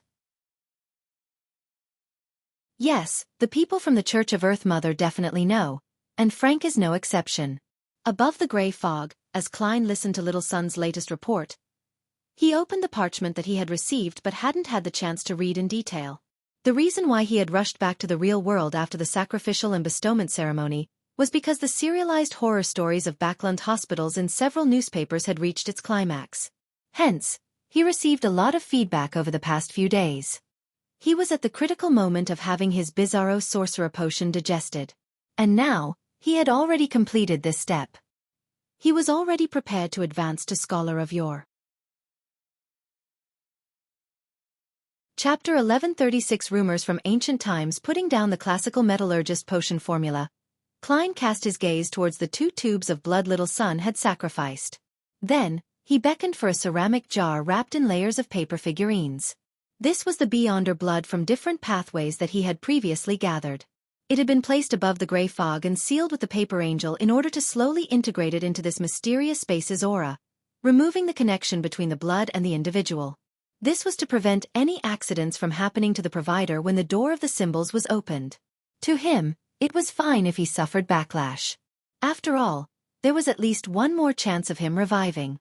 If it would affect those who trusted him and gave their blood, he would rather not do it. After peeling off the paper figurines at the mouth of the jar and pouring the 2 tubes of blood into it, he conjured a glass stick and reached in to stir it. Right on the heels of that, he used Paper Angel and sealed it again. I'm just short of prisoner, devil, and demoness. After I complete the ritual, I'll personally pay Miss Sharon a visit. It's better to make a request in person regarding such matters. It's too rude to do it by writing letters. Only Miss Magician is a little special. Clearly, she would prefer it if I wrote a letter rather than meet Gairman Sparrow in person. She actually used the excuse that the ink had frozen due to the low temperatures to delay her writing. Are her magic tricks just for show? Thankfully, my potion has already digested, so there's no need for me to push her anymore. Klein mumbled inwardly as he threw the ceramic jar covered in paper figurine back into the junk pile. After leaving the world above the gray fog, he didn't immediately prepare to advance to Scholar of Yore. Instead, he took out a pen and paper and drew the symbol that was a mixture of concealment and mystery prying. This was something he had planned to do before he consumed the potion, to ask Rhodes about Sapphira Castle. As the symbol took form, the light in the originally badly lit room became darker, as if clouds were drifting past, blocking out the sun. After more than 10 seconds, The full-body mirror with cracks suddenly rippled with aqueous light and silver words quickly appeared. Exalted Great Master, your devoted, loyal and humble servant, Rhodes, is here to answer your summoning. I am still the servant that you trust the most, the closest and most favorite, right? This question. I seem to be able to read the panic and anxiety of this magic mirror. Does it feel a sense of danger? After some thought, he nodded in amusement. Yes. Actually, that has never been the case. I'm just comforting you. After answering, he silently added in his heart. The surface of the mirror lit up and the silver words were dyed golden. They squirmed and formed a new sentence. Great Master, do you have any questions for me? Yes. Klein secretly tensed up. What do you know about Sapphira Castle? Rhodes fell silent for a few seconds before the pale golden words changed. I don't know much about this. I've only heard some rumors. In the early days of the Second Epoch, the ancient gods believed that the original creator left some things behind. That might be a kingdom, formed from a certain part of his body or something created by him. And Sapphira Castle is one of them. This was the name that the king of demonic wolves, Phlegria, gave. He calls the hounds of Fulgrim as Sapphira Castle keepers. However, he failed to enter Sapphira Castle even to his death. Therefore, many powerful creatures suspect that Sapphira Castle doesn't actually exist, but is just an abstract concept. It had something to do with the original creator? After pondering for a while, he said, one of them. How many other entities like Sapphira Castle are there? 8. There are detailed records on the second blasphemy slate. Unfortunately, I haven't seen it. On the surface of the mirror, lines of words appeared one after another. However, the pale gold color faded away, becoming silver once again. The ancient gods suspect that the source of the underground corruption comes from a place similar to Sapphira Castle. They call it the Chaos Sea. Also, there are rumors that deep in the spirit world city, Calderon City, there are clues to the river of eternal darkness. This comes from the ancient god, Phoenix ancestor Gregrace. As for the others, I've heard of some names, but it's not a complete list. There's Tenebrous World, Knowledge More, as well as the brood hive that's related to the moon. There are a total of 8. Chaos Sea, River of Eternal Darkness, Knowledge More, Tenebrous World, and Brood Hive. Brood Hive is related to the moon. It sounds very dangerous. I wonder if it has anything to do with the Mother Tree of Desire. Klein silently repeated the key information in Rhodes's response. He had a nagging feeling that he should be able to grasp something, but he didn't gain much from it. He even lacked the ability to piece together the clues. When he saw that Rhodes had only heard rumors and didn't have any actual understanding of them, he organized his thoughts and said with a smile, from the looks of it, you might come from the Chaos Sea. That's not important. What's important is that I'm your loyal, lowly, and obedient servant. Rhodes said the entire sentence at once. Obedient, this use of words. Klein silently lampooned before asking, what are the origins of Dark Angel Sasrer? On the surface of the mirror, silver words formed one after another. I similarly can't see it, but at that time, there was a myth that said that, when the ancient sun god was born, he was light and darkness combined.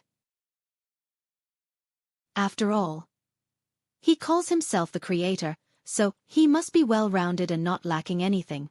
Later, he separated the darkness in his body and used it to create the first angel with one of his ribs, Dark Angel Sasrer.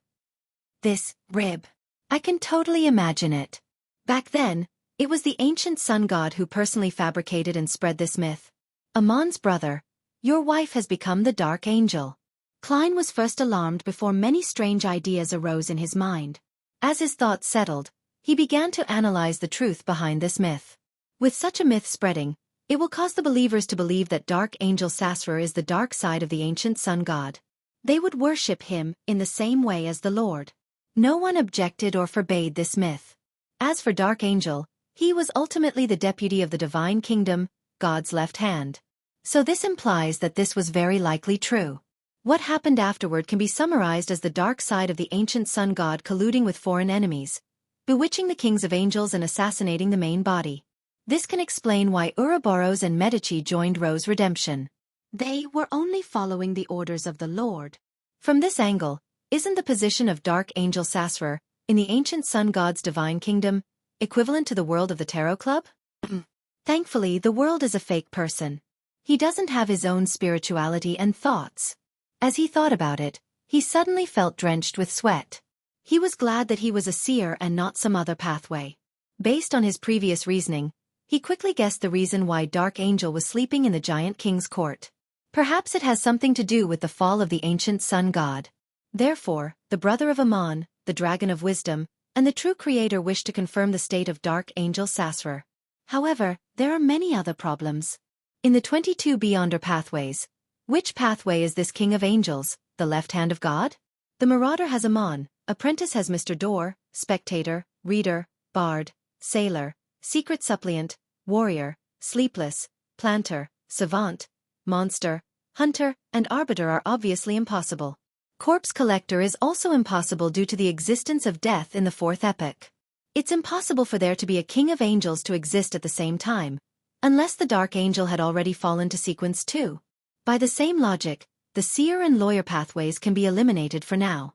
It can then be confirmed that the dark angel is no longer a king of angels. Mystery prior, moon, and devil are all certain possibilities. I cannot eliminate the possibility that the hidden sage, primordial moon, and the dark side of the universe are the dark angels, alt. Yes, there might still be the mother tree of desire hidden within. It's also possible with prisoner. There's no clear evidence that this pathway has produced a true deity.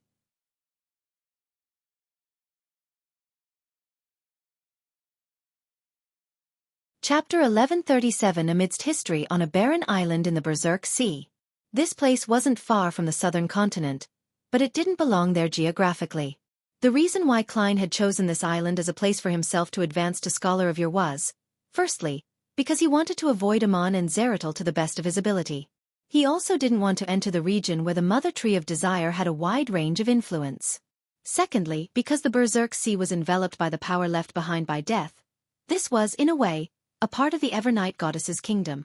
If the ritual were to create a huge commotion, it was possible for some effective screening. Furthermore, this place is very desolate. There aren't many creatures here, so there's no need to worry about any accidents affecting the innocent. Klein surveyed the area and began to set up a ritual. He brought the corresponding materials back from above the gray fog to the real world. Following that, he flipped through the thick ancient history documents and pulled out some records that he couldn't be certain of. Those that couldn't be confirmed with divination were also removed. Pah! With a shake of his hand, the scarlet flames rose and devoured the stack of paper. The supplementary ingredients needed for the Scholar of Your potion were a large amount of real ancient historical records. Therefore, he didn't want to take the risk of using things he couldn't be sure of. He would rather have fewer of them. After making his selection, he poured the Hound of Fulgrim's blood into a huge cauldron and placed the few white frost crystals that he had weighed beforehand into it. The moment the two supplementary ingredients came into contact with each other, a thin mist immediately rose up. It enveloped the container and was about half the height of a person and an arm wide. With a glance, Klein followed his spiritual intuition and temporarily gave up on adding the last supplementary material. He first got his marionette, Anuni, to grab the demonic wolf of Fog's transformed heart and threw the item that seemed condensed from white mist into the cauldron. As white frost condensed across Anuni's arm, the mist that emanated from the vessel became extremely dense. It began to contract and expand, as though it was alive, like a slowly beating heart. Without any hesitation, Klein controlled his marionette, Anuni, to pick up the pair of eyes from the Hounds of Fulgrim. He stuffed the two dark red flame-like objects into the seemingly corporeal mist. The mist's color quickly darkened, making it impossible for him to see the huge cauldron at its core. He didn't panic. Instead, he calmly got his other marionette to throw page after page of the ancient historical records into the blob of thick, dark mist. The thick mist slowly collapsed. After digesting the historical records, it finally fell back into the cauldron, like water vapor, turning into something that coexisted as both a liquid and a gas. Its color was dark red, almost the size of a baby's head. Upon seeing this scene, Klein removed the spirit pendulum from his left wrist and used divination to determine if the potion was successfully concocted. He received a revelation that it was rather dangerous, but one that he could barely withstand. And this meant that the potion was successfully concocted. Even if it were strictly concocted according to the formula, a sequence 3 potion is equivalent to poison. If I can withstand it, I'll advance. Otherwise, I'll go crazy, lose control, or even die. After staring at the topaz pendant spinning rapidly in a counterclockwise direction for a few seconds, he pulled up the silver chain and wrapped it around his left wrist. He cast his gaze at the potion floating in the cauldron as thoughts flashed across his mind. A bizarro sorcerer's acting not only has the key terms of fear, horror, directing, and inexplicable, there's also some level of mystery, unknown, complicated, and unpredictable aspects of fate. The two aspects combine to form a complete bizarro sorcerer. This is a behavioral style, while the other is the attributes. And to me, my origins are such a mystery that I haven't even figured out the truth. I've experienced so many complicated matters that I've already stopped a true god from descending, scared a king of angels. Even my fate is so unpredictable that a snake of Mercury is unable to discern. Therefore, I've already acted in advance and naturally digested that portion of the potion. There's no need to summarize the principles. This truly reflects the single word, bizarro. Yes, the ritual requirements for Scholar of Year requires me to be completely separated from reality for at least 300 years. Only after I become history and no longer belong to the present era do I consume the potion.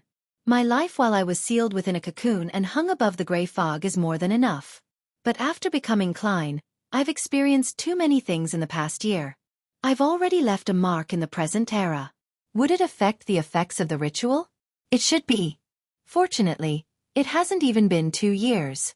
The mark won't be too deep and can barely be accepted.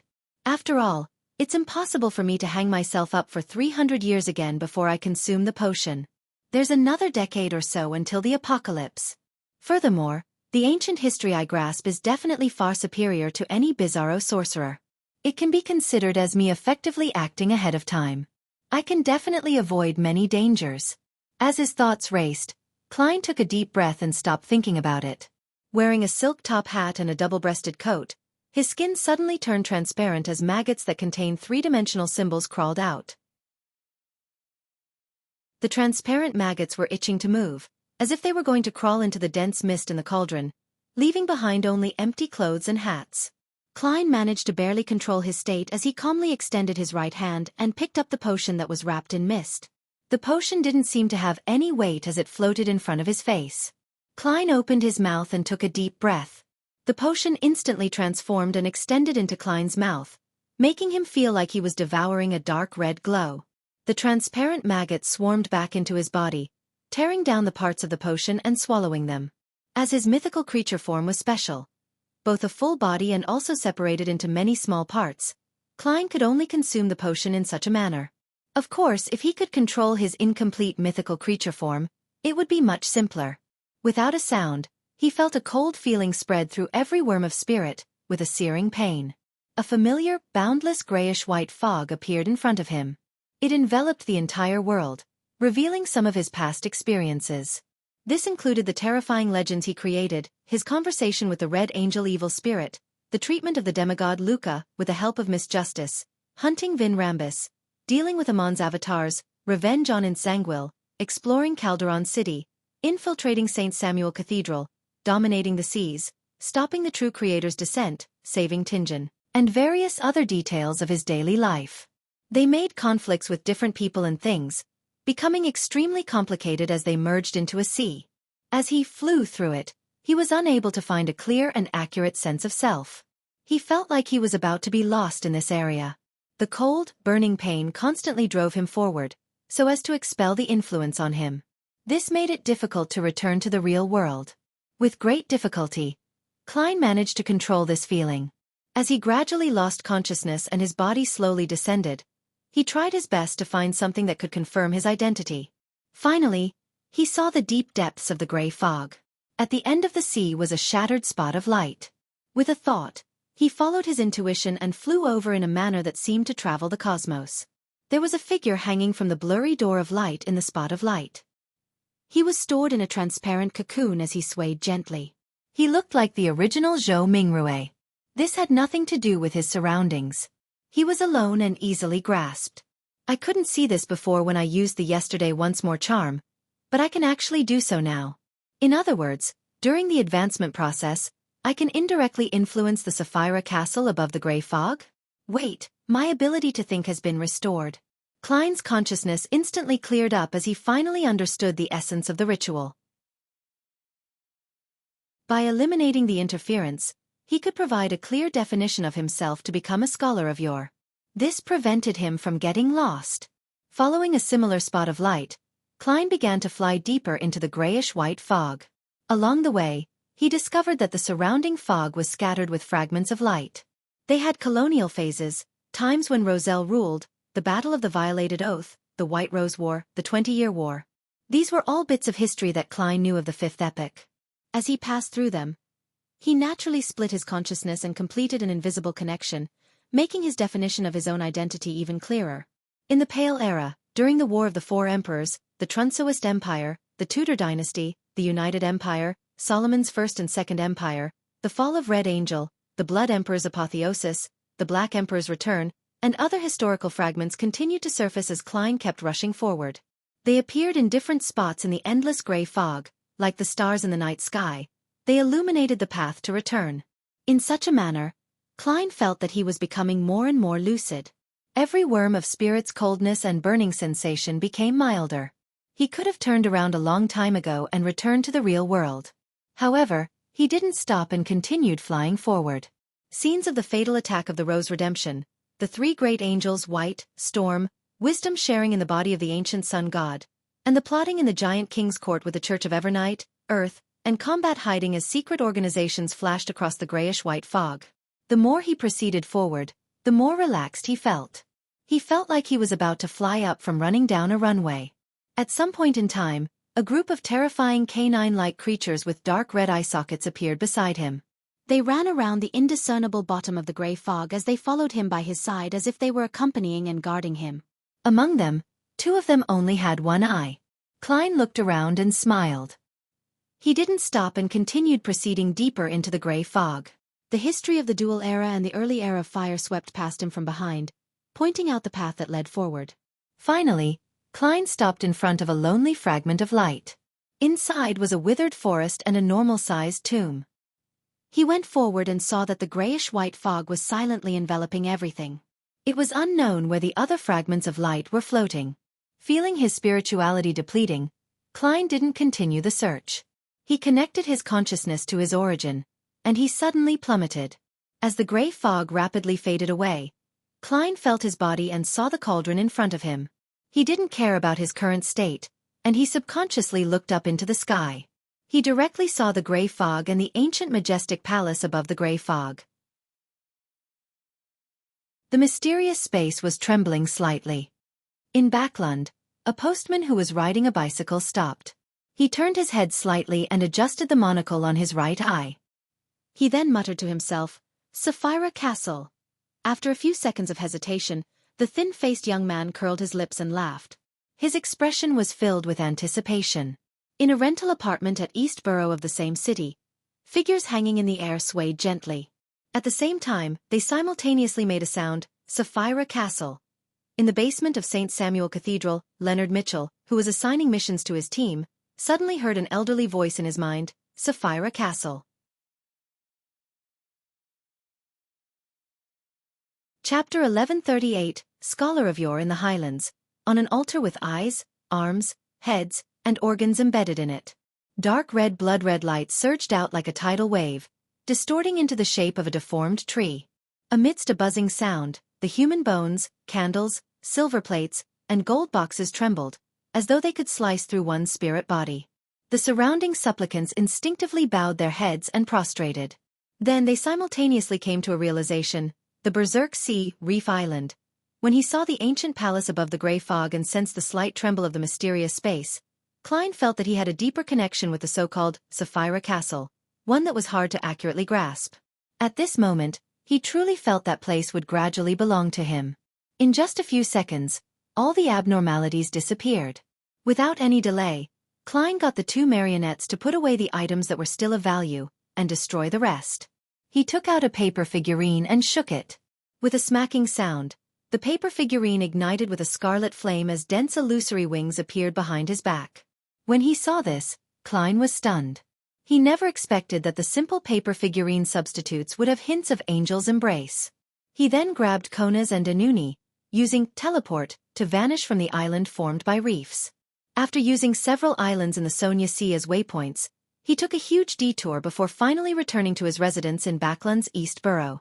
During this process, he repeatedly used paper figurine substitutes, which had undergone several qualitative changes, to disrupt divination, prophecy powers, tracking, and observation.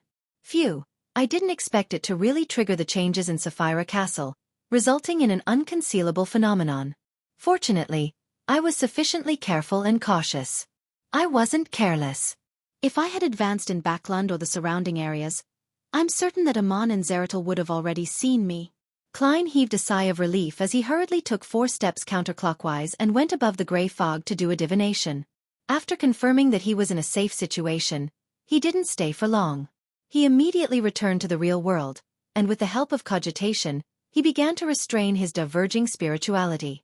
After doing this, he took off his clothes, threw himself into bed, and fell into a deep sleep.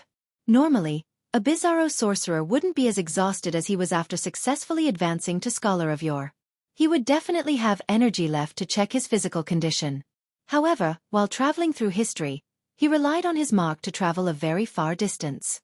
He relied on his own mastery of ancient secrets, that far exceeded his current level, to reach the establishment of the Giant King's Quran the early of the second epoch or the end of the epoch. This was equivalent to digesting the potion. After a few hours of deep sleep, Klein woke up as he slowly opened his eyes. He sat up, pulled a pillow to prop him up from behind, and rubbed his temples. After 10 minutes of regulating himself, he was completely awake and began to inspect himself. Indeed, I've digested most of the potion right after I consumed it. At least 80%. This is roughly what I expected. But I wonder how much more ancient history I'll have to obtain before I can digest it completely. From the looks of it, the acting of a Scholar of Yore has 2 main directions. One is a scholar from ancient times, and the other is a scholar who studies ancient history. Both of them are required.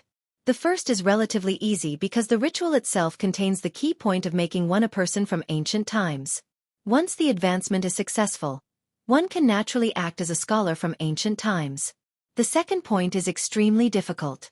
It would be all right in normal society, but in this world with true gods, devils, and evil existences, just gathering ancient information is a very risky matter. If I endeavor to gather the truth of history, I might die a horrible death at any moment without any reason. The more I understand, the greater the danger. The reason why I know so much is mostly thanks to the arrangements of a few existences, as well as the complicated fate that Sapphira Castle brings me. This makes me encounter all sorts of things.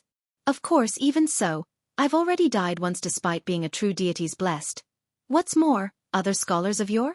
Changing the spot of Miracle Invoker and Scholar of Yore will make acting relatively simple. Unfortunately, there's no such thing. In addition, the previous 2 meanings have an inclination towards ancient times. I have to pay attention to the word scholar. What must I figure out from history before I can be considered a scholar? Next, there are a few directions towards my digestion. First, I need to figure out Dark Angel Sasra's current state and truly replicate the actual process of the cataclysm. Second, I need to spend some effort to connect the history of the 4th epoch together, and not just be fine with having them in disconnected segments. Third, I need to go deep into the details from a macroscopic view. For example, the rise and fall of the Antigonus family. After confirming that prior acting was effective, and considering his future path ahead of time, Klein combined the mysticism knowledge he had gained from his advancement and his observation of his godhood's divinity, and he had a trial run of his powers to slowly figure out the powers of a Scholar of Yore. Worms of Spirit can be split into 600 pieces. The godhood patterns have also changed to a certain degree. It's even more complicated, and it can showcase concepts of strength, strangeness, and supernaturalness. The changes in my godhood patterns firstly originate from the newly obtained characteristic, and secondly, it comes from the mysticism knowledge contained within the potion. This is both a result of the Beyonder characteristic and also something obtained from a higher level. After becoming a true high-sequence Beyonder, is it possible to directly change the knowledge at a higher dimension to affect Beyonders at other sequences? Deciphering a potion formula from the godhood patterns seems like an actual example. Also, at the level of sequence 3, the changes in godhood patterns have a personal effect. This is closely related to prayer and responses. As a Scholar of Yore, the corresponding honorific names will be different in nature. This is because of different personalities, experiences, and traits.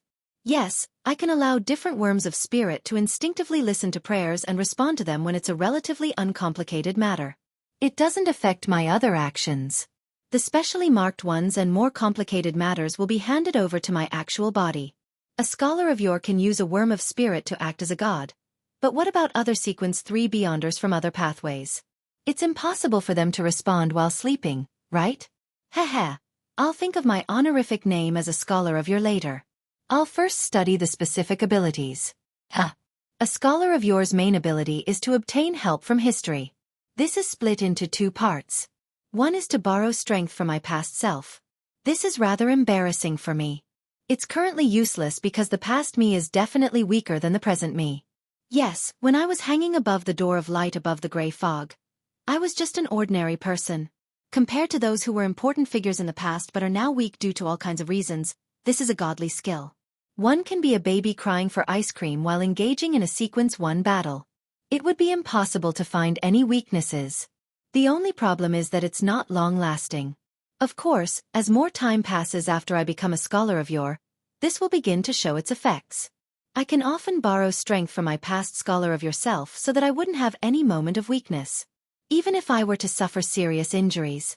To a certain extent, this is something that's self-perpetuating, preventing myself from ever being in a nadir until my spirituality is completely drained. Yes, before my spirituality is drained, I can always borrow energy from my past self. There's no limit to the number of times.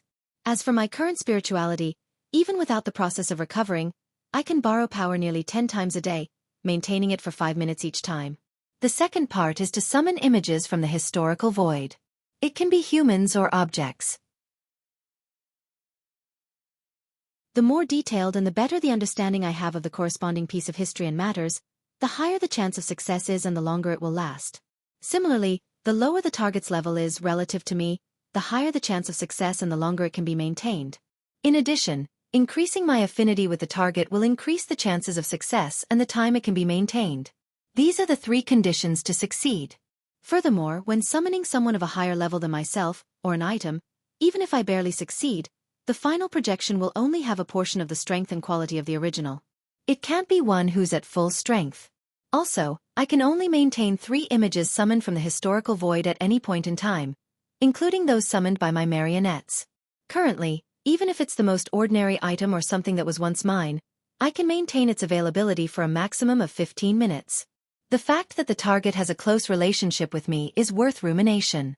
In essence, borrowing power from one's own body is also a form of summoning. It's just that one's relationship with oneself is extremely close, so there's no possibility of failure.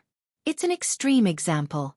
In other words, if I were to summon the important figures from the historical void, it would be best to establish a friendly relationship with them and maintain it for a long time. Yes, if I were to summon Mr. Azek's projection, the chances of success will definitely be higher than projecting other angels. How is this a beyonder power? This is obviously studies related to EQ, relationships, and interpersonal communication. As he sighed with emotion, Klein sincerely felt that the core powers of a scholar of yore were godly. After all, those that involved history and time were most likely extremely magical. However, in order to put it to use to its fullest potential, one had to have sufficient intelligence, and also make the necessary preparations. This was an unchanging requirement of the seer pathway. Yes, when summoning images from the historical void, there's no way to communicate with them. That is to say that a scholar of yore can't interfere with history and change the past. From the angle of acting, this can be summarized as witnessing fate, affecting the present, and the inability to reverse the past. Apart from the ability to transfer a certain part of ailments, wounds, curses, attacks, prophecies, and observations to paper figurine substitutes, there's another power. It can transfer a certain part to the target. Before one discovers that it's fake, things can continue proceeding as per normal.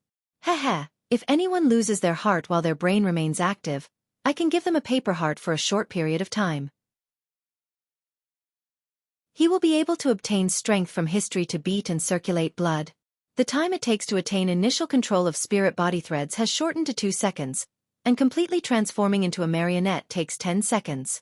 The maximum range for the two is 500 meters. By controlling a marionette, The limit to swapping positions is 5 kilometers. Flame jump is also 5 kilometers. I can freely control the might of air cannon, and at its maximum might, it's equivalent to a coastal defensive cannon. A creature that can transform into a physical form whose characteristics have a difference that does not exceed a certain level. Some of the organs created can be used, while others are only decorations. Phew, this is a scholar of yore who has digested most of the potion. After examining himself, Klein slowly stood up. He planned on entering the world above the gray fog to check on the changes in Sapphira Castle.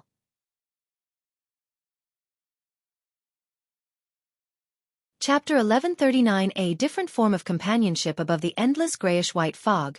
Klein's figure appeared in the ancient palace. He only looked around briefly, and he realized that there were a few changes.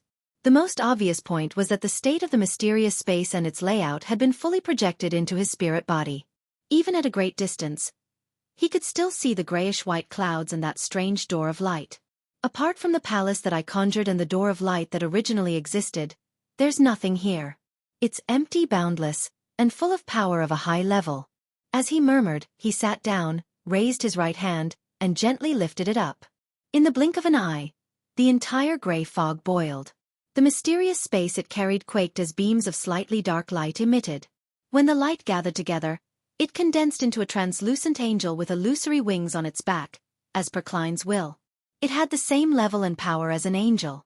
It was majestic and sacred, with an oppressive aura. There's no need to add the Black Emperor card, the Tyrant card, or the Red Priest card. There's no need to use the Sea God Scepter either. With my power alone, I can stir most of the powers of this mysterious space to its fullest potential, allowing the Fool's Angel to become a true Sequence 2 angel. Of course, this angel is unable to respond to prayers or be maintained for too long. It only exists in the embrace form and within a few attacks, having some powers in the domain of miracles. Indeed, being able to revive is a gift from Sapphira Castle. As for how many more times I can be resurrected, I can't come to a conclusion now.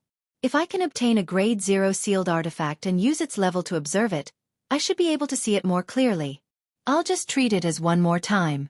It's not a bad thing to err while being cautious. This reminds me to be careful and cautious. This is the way for Beyonders of the Seer pathway to survive. Unfortunately, this miracle can only be used for myself for now. Yes, at most, in order to truly possess and control this mysterious space, I have to become an angel or even a Sequence 1 angel at least. It lives up to its name as Sapphira Castle. As for that strange door of light, its requirements are even higher. It's impossible to tell if there are any hidden dangers at the moment. What's the meaning of the existence of Sapphira Castle? Baiting transmigrators to revive the original creator? With a flick of his right hand, the holy and powerful angel dissipated in midair. The entire Sapphira Castle calmed down. Following that, Klein stood up and took a step towards the grayish-white cloud in midair. He stood in front of the strange door of light formed from countless spherical lights. The door of light was tainted with some bluish-black color. Each spherical light's essence was a transparent and translucent worm that formed into a ball. As he stared at the transparent cocoons, hanging by the black threads, Klein extended his right hand and slowly reached out to the door of light in an attempt to touch it. 1 inch, 2 inches, 3 inches. His hand finally touched the edge of the door of light, but it passed right through as if it was just an illusion. However, compared to his previous attempt, the illusory door of light was clearly a little stickier, as though it was about to turn corporeal. This is an item that represents the essence of Sapphira Castle? After pondering for a few seconds, he turned and returned to the ancient palace. Without any delay, he left the world above the gray fog and began experimenting with the various powers he had just acquired. I have to first get an honorific name. The prayer response range for a Sequence 3 Beyonder is a region. This range is different depending on the authority that one wields. Clearly, a Sea King's range is a relatively far-reaching type. Therefore, this honorific name of mine also has its limits. The protector of all the poor children in Backland? It feels odd. Yes, other people might have a limitation, but it's not necessarily the case for me. I can use the spirit world and the blessed of Sapphira Castle as a replacement. I should be the only one who is blessed in both regions. It's unique enough. This way, as long as someone is in the same city or district as me, they can use this honorific name to pray to me. There's nothing I can do if we're not in the same area. I can't possibly do the same as throwing the sea god's scepter above the grey fog, splitting a few worms of spirit to the world above the grey fog, and using Sapphira Castle's level to respond throughout the entire world. Although I can't confirm the relationship between the Dark Angel and the ancient Sun God, this is enough to remind me to be careful with my avatars and marionettes. Also, it's not as simple as splitting a few worms. A large number of worms of spirit have to be left in Sapphira Castle to achieve the desired effect. I'm currently unable to do that. Right, my mental state isn't too bad. I don't have a dissociative disorder, nor do I have the irresistible urge to become cold and terrifying. This means that the mark of a scholar of yore in history is his anchor.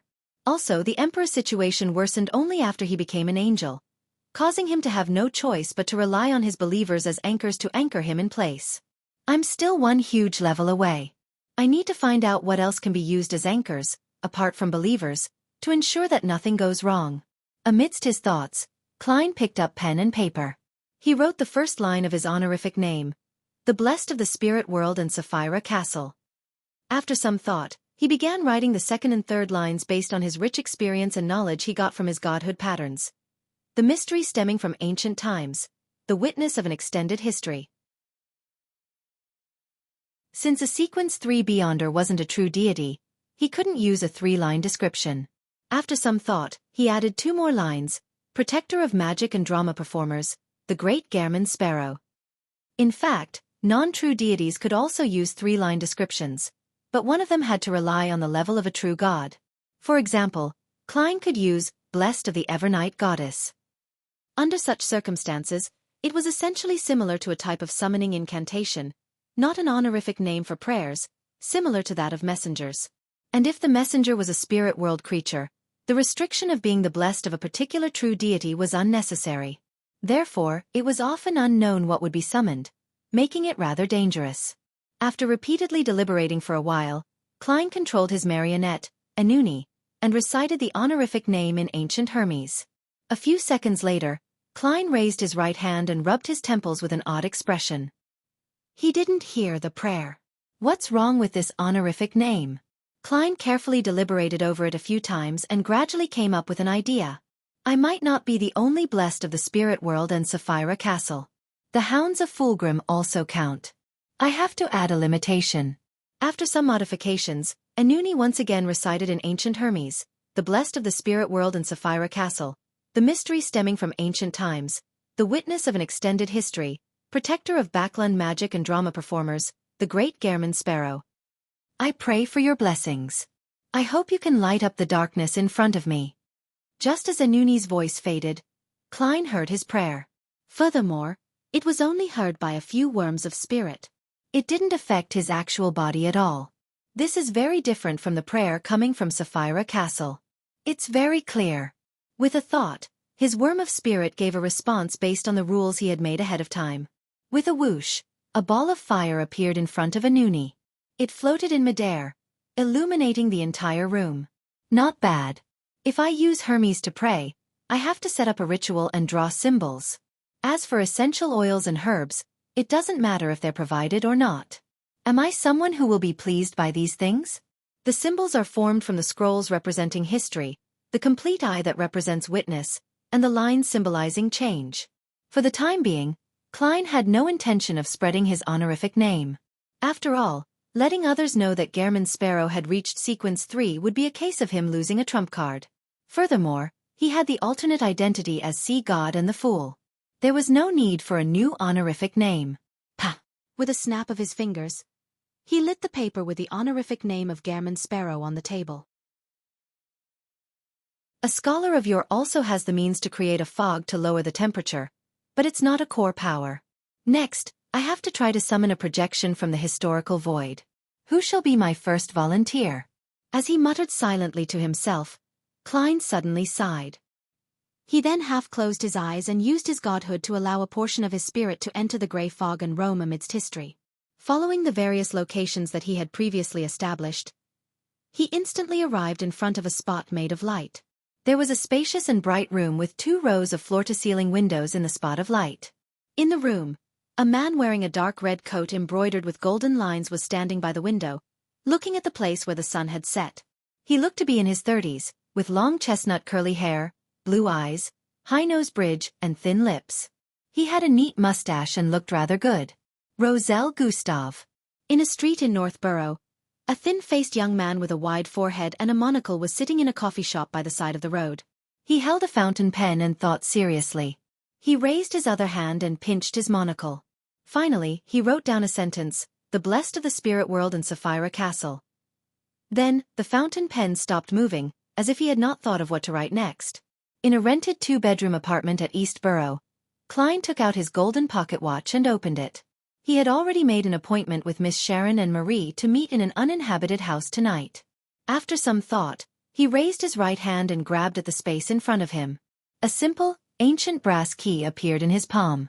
This was the master key that had once helped him defeat Wraith Steve and prevent the true creator from descending. It allowed one to hear Mr. Door's ravings on the night of the full moon. Now, by summoning it back from the historical void, it could be used for 10 minutes. Heh. To a scholar of yore, anything that they once possessed, regardless if they were eventually sold, returned, destroyed, or lost for all sorts of reasons, can never really be considered lost. They just exist alongside the scholar of yore in a different form of companionship. Looking at the master key in his hand, Klein sighed in satisfaction. With this item, if he could grasp the corresponding ritual, he could directly speak to Mr. Door as well. After putting away the master key, he put on his double-breasted frock coat and silk top hat, picked up his golden cane, and walked out of the room.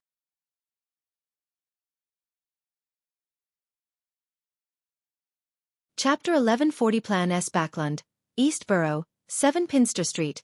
After a busy day, Leonard finally had the chance to ask his questions. "Old man, what is Sapphira Castle?" The slightly aged voice in his mind fell silent for a few seconds. He chuckled and said, "The place where you meet every Monday is most likely Sapphira Castle." Leonard never expected to hear such an answer. His mind went blank for a moment. He was surprised, shocked, and confused, mixed together with the thoughts of it being impossible for it to pop out of nowhere and the poignant feelings of how complicated things were. After a while, he pressed in a low voice, "What kind of place is Sapphira Castle?" As though sighing and laughing self-deprecatingly, Pallas Zoroast said, "Actually, I'm not too sure. I've only heard some rumors. It's different from the creation myth, you know.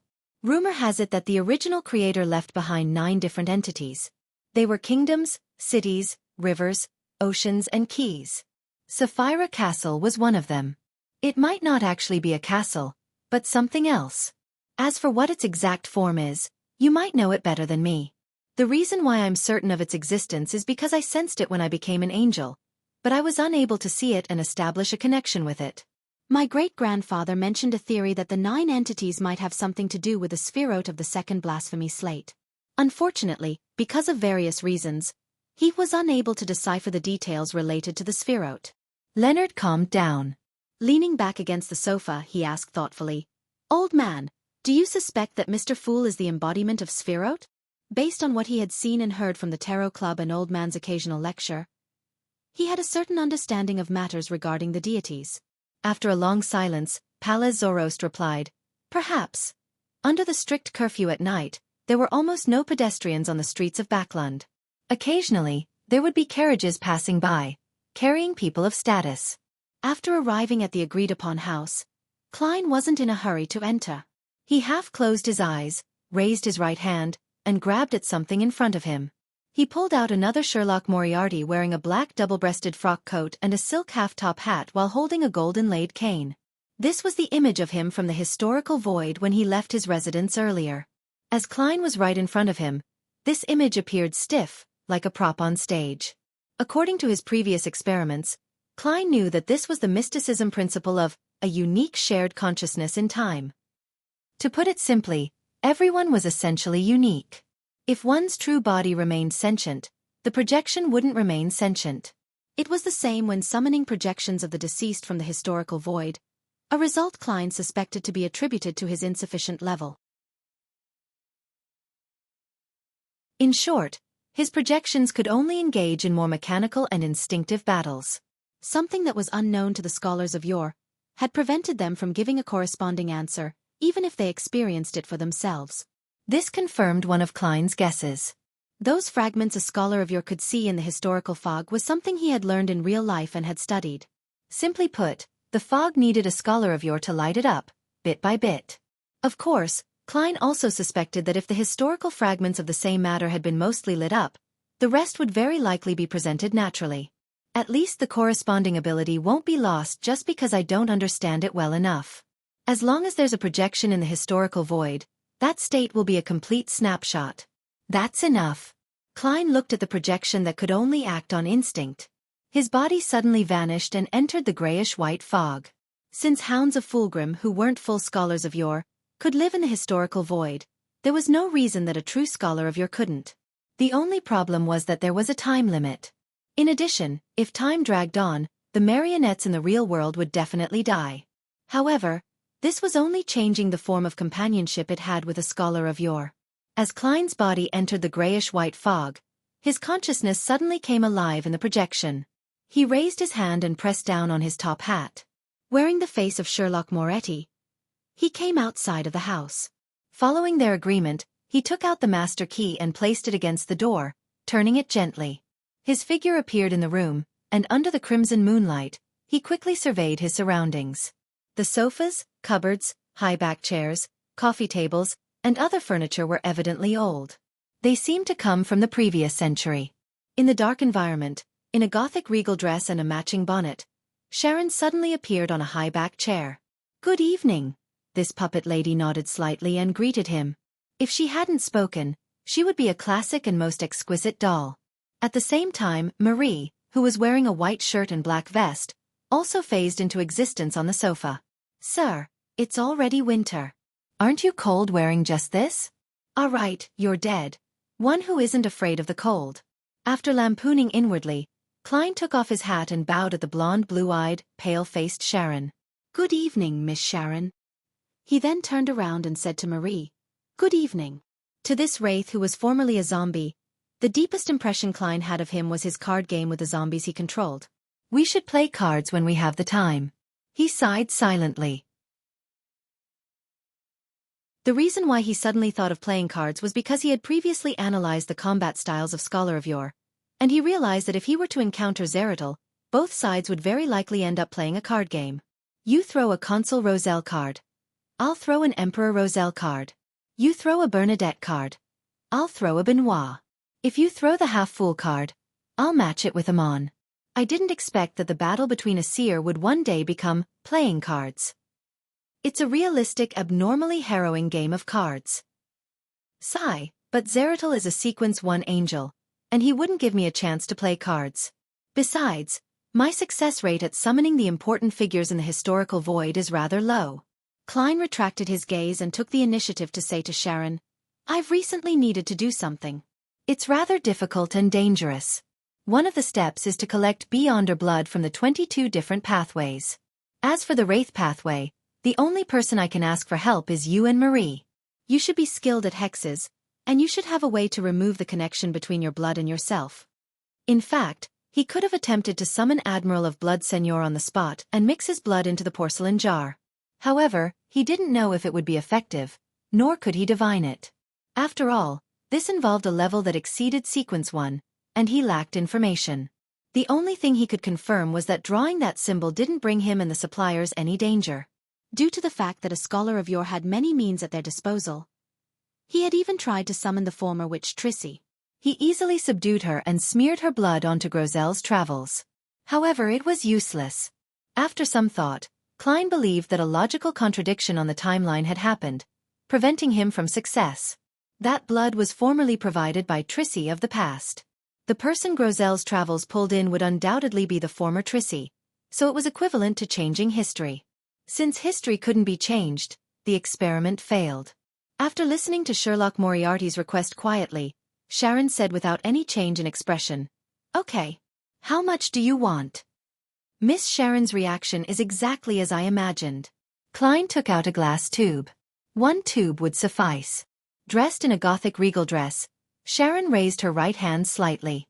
The glass tube seemed to possess a life of its own as it left Klein's palm and flew over. Right on the heels of that, the doll-like lady's right hand landed on her left wrist. Her nails suddenly grew long and became unusually sharp. With just a light stroke, a wound opened up at her wrist. Blood seeped out, but it didn't drip down. Instead, it floated up and entered the glass tube. By the time the tube was filled, Sharon's wound had healed instantly, leaving no scar behind. The stopper jumped into the tube and spun a few times to automatically seal the tube. During this process, the pale-faced Sharon wore an impassive expression, as if she had suppressed all the feelings in her heart. Looking at the tube of blood in her hand, Sharon reached out with her left hand and touched it, slowly sliding from top to bottom. This was done to remove her connection to the blood. After doing all of this, the blood tube leaped up and flew back into Klein's hands. "Is there anything else I can help you with?" Sharon sat on a high-backed chair and said calmly, "Not for now. Thank you." Klein shook his head and snapped his fingers, igniting a scarlet flame in his palm. The flame quickly rose and enveloped the glass tube. By the time the redness dissipated, the blood was gone. This was a new change in Flaming Jump. It could transfer the items on him to his marionette or body. Apart from this, all sorts of Beyonder powers from before had been enhanced and modified. Having used his new powers skillfully, he looked at Sharon and asked casually, "How's the digestion of your puppet potion?" When he first met Miss Sharon, he felt that she was like a doll. He believed that, regardless of her nature, or it being a result of the temperance principle, it would have been a form of prior acting. It would be of great help to the digestion of the puppet potion. "Not bad," Sharon replied calmly. "I should be able to digest everything in another 1 to 2 years. 1 to 2 years. Indeed, no matter how fast it is, it's counted in years. But for me, it's been less than half a year. This isn't something to be proud of. It was all arranged. Of course, if you count the time I was hung above the door of light, it's counted in millennia. Miracle Invoker. If I can escape this fate, I might be able to create a miracle."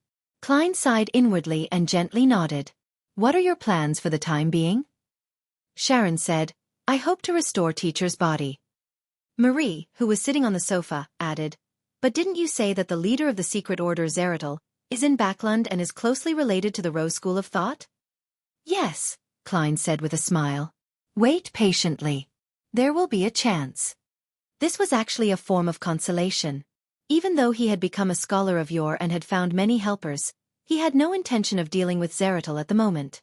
A sequence 1 in full would definitely be unimaginably terrifying. Furthermore, the more he exposed himself to the path of Seer, the more Klein could understand how terrifying and difficult it was to kill Zeratul. After stopping George Ill's apotheosis, Klein planned on leaving Backland and giving himself more time to grow. You're tuning in to the Xiaofan's Wuxia Tales YouTube channel. Don't forget to subscribe and join us on this journey to catch the most captivating stories.